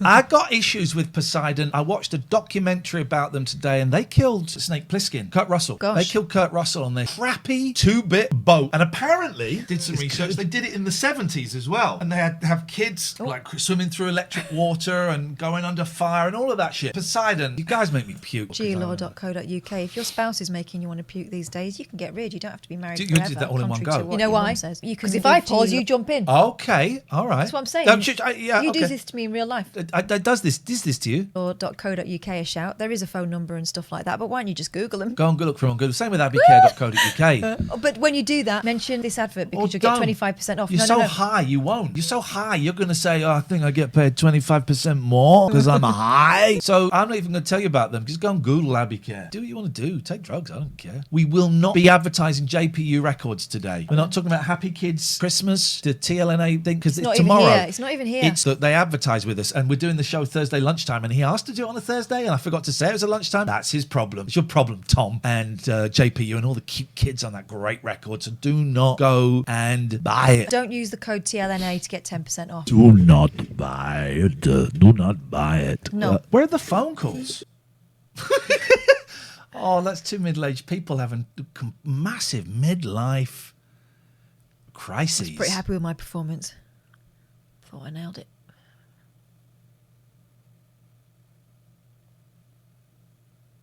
See, Speaking of nailing it, I don't always jump in. 0203 286 6370. Thank you. That was wonderful. I think there is definitely. Can someone? I can't think of a movie equivalent, right? Yeah. But Pinter would write in his plays, would write pauses in. He would write pauses in. This is actually dying, and I haven't got a spare. I looked. There we go. do you want to share one of my ears? No, God no. I can't think of a movie equivalent where there is a lot of pauses, but it would be great for someone to get a movie and cut all of the pauses out. The piano? What, next door? I think there's a mouse in my piano. I think there is. The cats keep It's going definitely wild for it. So I think there is something. If someone can do like a movie scene and cut all the pauses out, I bet that'd be funny. That'd be awesome. Right, let's do it. Let's do it. Lynne Perrie. Who is she? Ivy Tildesley. Yeah, Poison Ivy. Here we go. Quiet Bloke says, getting rid of the gaps will allow you to do a 48-hour stream in a day. That's not a bad idea, actually. That's thinking. That is thinking, all right. Watch out. So, remember, we left her reminiscing about some bloke called Andy that she had it off with in Zimbabwe. Yeah. Before, when it was Rhodesia. There we go. Andy was the apple of my eye at the time. A strapping, handsome, suntanned hulk of a man with muscles in all the right places. I met him when I was doing a concert in an army barracks. Oh. Afterwards, he came over and started chatting me up, and I was very flattered by his attention. He started off by escorting me home, but things soon developed. He began staying at the flat all the time. I was in love with Andy, and I rang Derek up and told him our marriage was over. Oh, again? This is the same fella. She's got no staying power. Poor Derek. He was home looking after Stephen, and I was having the time of my life touring Africa. I stayed over there for 9 months after going out there in May 1962, and I spent Christmas away from my family. I was more infatuated with the lifestyle than the bloke, and one day I woke up and came to my senses. I decided I didn't want to spend the rest of my life in the sunshine stumbling around in a drunken daze, there we have it, because boozing was a major part of the expats' life over there. Here we go. Every day they were drinking from dawn till dusk. Now we get to this is the meat, guys. The expats were like fishes. They were always floating through the day in a stupor. They had turds. I would say like turds in a lavatory. Floaters. The same colour, the same consistency, the same intelligence. Every day they were drinking from dawn to dusk. They had a morning session about 9 a.m, then an afternoon session followed by an all-nighter. It got to the stage where you drank so much that you drank yourself sober. I'd heard this phrase before I went to Africa, but there's some charming photographs. It was only afterwards I knew it could actually happen.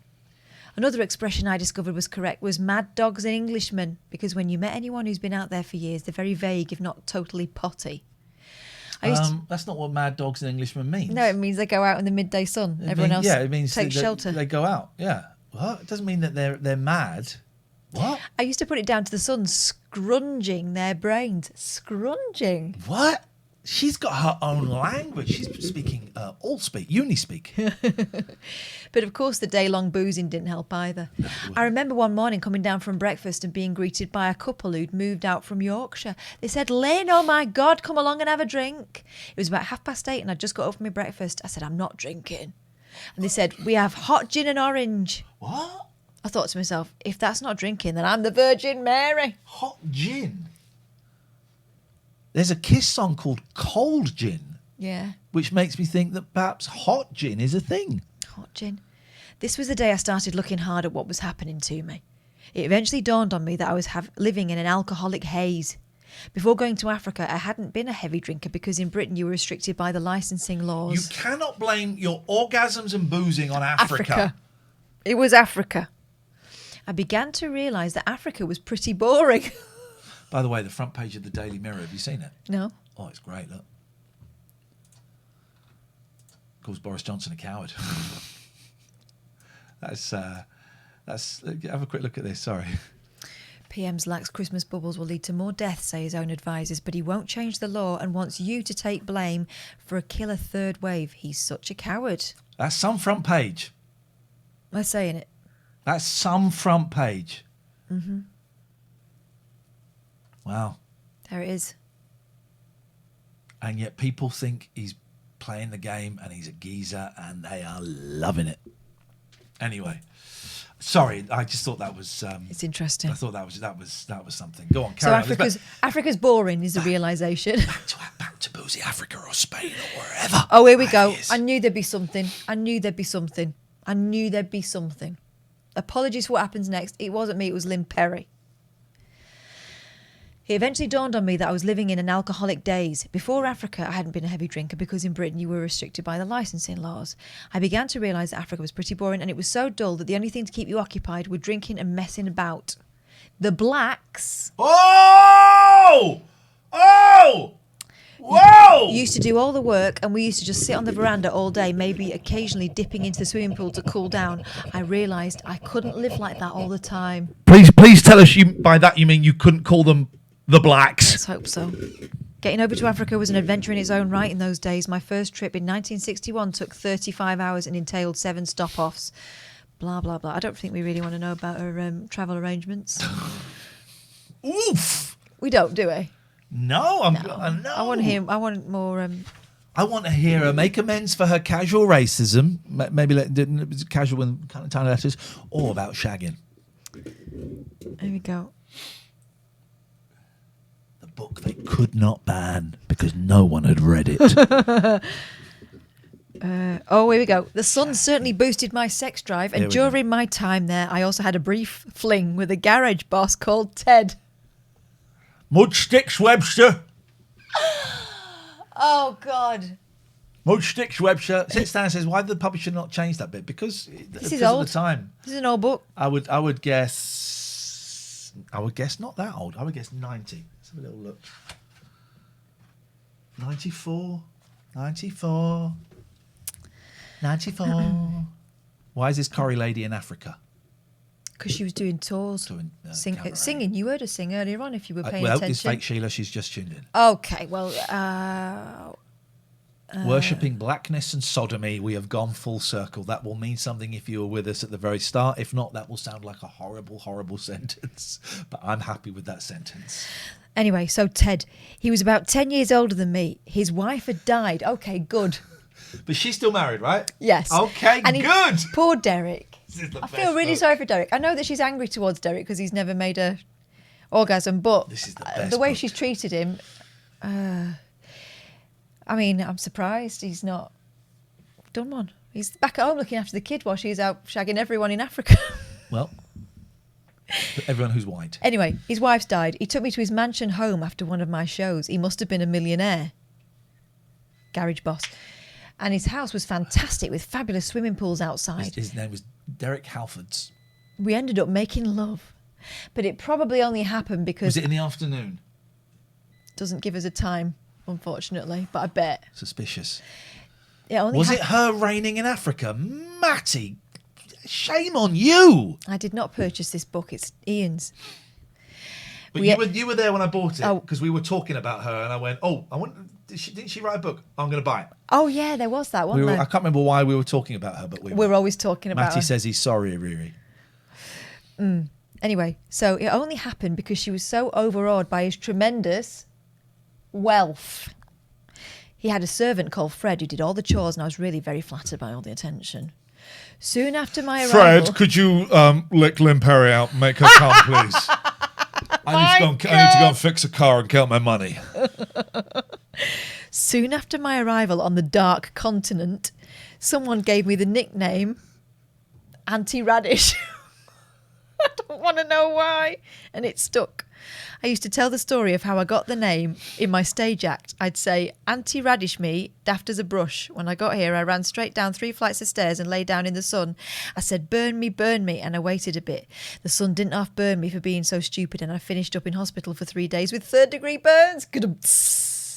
Great story. I wouldn't open with it. No, I even went on stage with the yellow hospital dressing on the burns, and I think the audiences quite admired that. Oh, respect. During my mega break, I stayed with Keith's father-in-law, Fred, and his wife, Dosh, for a fortnight. He was a very eccentric chap in his 60s who'd moved out there from Macclesfield in Cheshire. He had a habit of always saying shame after everything, and even more bizarrely referred to everyone on the telly as Yul Brynner. We'd be watching a show and he'd constantly saying, look, it's Yul Brynner. I'd say, no, it's not, it's Deborah Carr. But he'd insist it's Yul Brynner with a wig on. Okay. I'd just sit there and laugh nervously and look bemused at Dosh. His balmy behaviour further strengthened my belief that the sun scrunged people's brains over there. Scrunged them, yes. His most unusual habit happened regular as clockwork at 10:30 every night. He would suddenly pull himself from the chair and said, right, I'm going to take them for a walk. At first I was shocked and said, who? And he replied, Sam and Tom. Is cock and balls? The Oggs. Oh, God. And I said, who? He replied, you don't have any dogs. He said, not dogs, frogs. I couldn't believe it, but outside his back door... She must have done more interesting stuff than this in her life. She was in Coronation Street for 25 years. 2 giant bullfrogs who hopped along behind him and walked round his garden. That was it. That never happened, Lynne Perrie. Dead now, so we can't question it. They're all dead now. This is the end of this particular section. Okay. That was it. I thought, I couldn't live it. It would drive me daft. It would scrunge her brain. It would scrunge her right up, wouldn't it? It would scrunge her bloody brain. Oh, here we go. Some more shagging. Okay, let's go to shagging. It was over there. Oh, no, this might be bad. Okay, no, go for it. Listen, we're not condoning this. We haven't read this before. These are her words. Okay. Oh, my God. Oh, God. Right, well, this is... Oh, my God. Drinking, as I mentioned earlier, played a major part in the expats' lifestyle over there. When I spent my first Christmas there, I couldn't believe the benders they would go on. A couple of people would meet for a drink and then visit a friend's house for more booze. Then it was on to another's for a house party. And all the time the group is growing as people leave their houses to join in the knees up. It would end up with 40 or 50 people out of their skulls at the last house. Everyone would be well away with people throwing each other into the pools, switching on hoses and causing total chaos. The moral code in Africa seemed a hell of a lot different from the one back home. Anything goes in that atmosphere. It was over there, God, that I had my first experiences of the casting couch. Club bosses who believed a leg over was part of the deal before you set foot on their stages. Suddenly it's not so much fun. Here we go. The nearest I came to being frightened was during one of these awful experiences at a club in Cape Town. The owner was a tall, good-looking chap who took it for granted that sex was part of the booking. He put me in a swish apartment hewn into the cliff face underneath his home and told me on the first night, I'll be down shortly. I knew what was on his mind. It happened as a matter of course, but it was awful sex. What? So... I was just another notch on his bedpost. I lay back in the luxury surroundings and just thought of England. There was nothing more I could do, as I was a million miles away from home, and he'd already told me it was an unwritten clause in my contract. No. I later found out that he bedded all the cabaret acts that came through. That's not good. God. That's not good. It was in Cape Town that I met, this is the bit I saw, it was in Cape Town that I met a handsome man who was a high flyer with the Kinnacore cinema chain who turned into another one-night stand. But he was hopeless in bed, so I gave him the elbow. He was one of these blokes with loads of money who expected you to be honoured about being held on his arms. But just like all the other South Africans I met, he was a disappointment in the bedroom. In all my time out there, I never met one that was any good in that department. Here Damning. endeth the Damning. sermon. We have to end because my headphones don't work, so we can't take any more calls. Okay. I can't hear any audio or anything, so apologies for that. Apologies for that. I think that we've given you plenty to think about there. I think that we have. We're kind of in the I'm hopefully getting a new one. It's not these headphones, it's this connector. She's not saying all rich men are shit in bed. She's saying all South African men. It's this connector is broken. You can't see. There is a chance I've ordered one that is coming tomorrow. I don't know what time. There is a chance I might have one in the garage, but I don't really want to go through bags of All right, leads and let's stuff knock now. it on the head. So let us knock it on the head. Let's go and find. Don't have nightmares, as Dave Dogface Boy says. Do sleep well. Dave has been very vocal this evening. Yes. Right, let us go and find. Let's go and find a streamer. Now, I'm relying on you to be able to hear them. All right, Catherine, because I cannot imposter enough for you to have that prediction. hear. True. But you always say how much Let's go to just chatting. There's us. Janelle. Where's Oh, there's the e-baby that needs an e-daddy. Still looking. It's a shame. I don't think you're going to find. Oh, Jingle Bells, Batman Smells. Yes. Well, we all that's know it. this is true. But you have to tell. I don't know. Have a What, listen. Yeah, pretty well. Come on! Still. To see you, dude.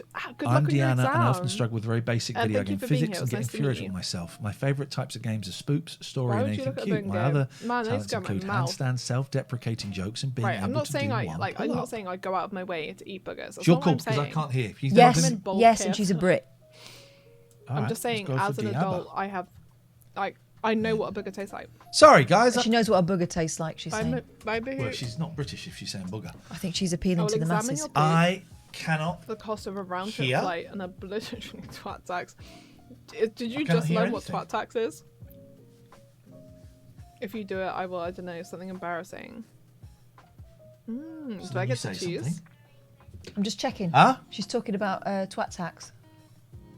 Good night, Are we cat. I going love in? you, bitch. I'll probably stop soon. I She's don't gonna know if you stop want the soon. points. Going in.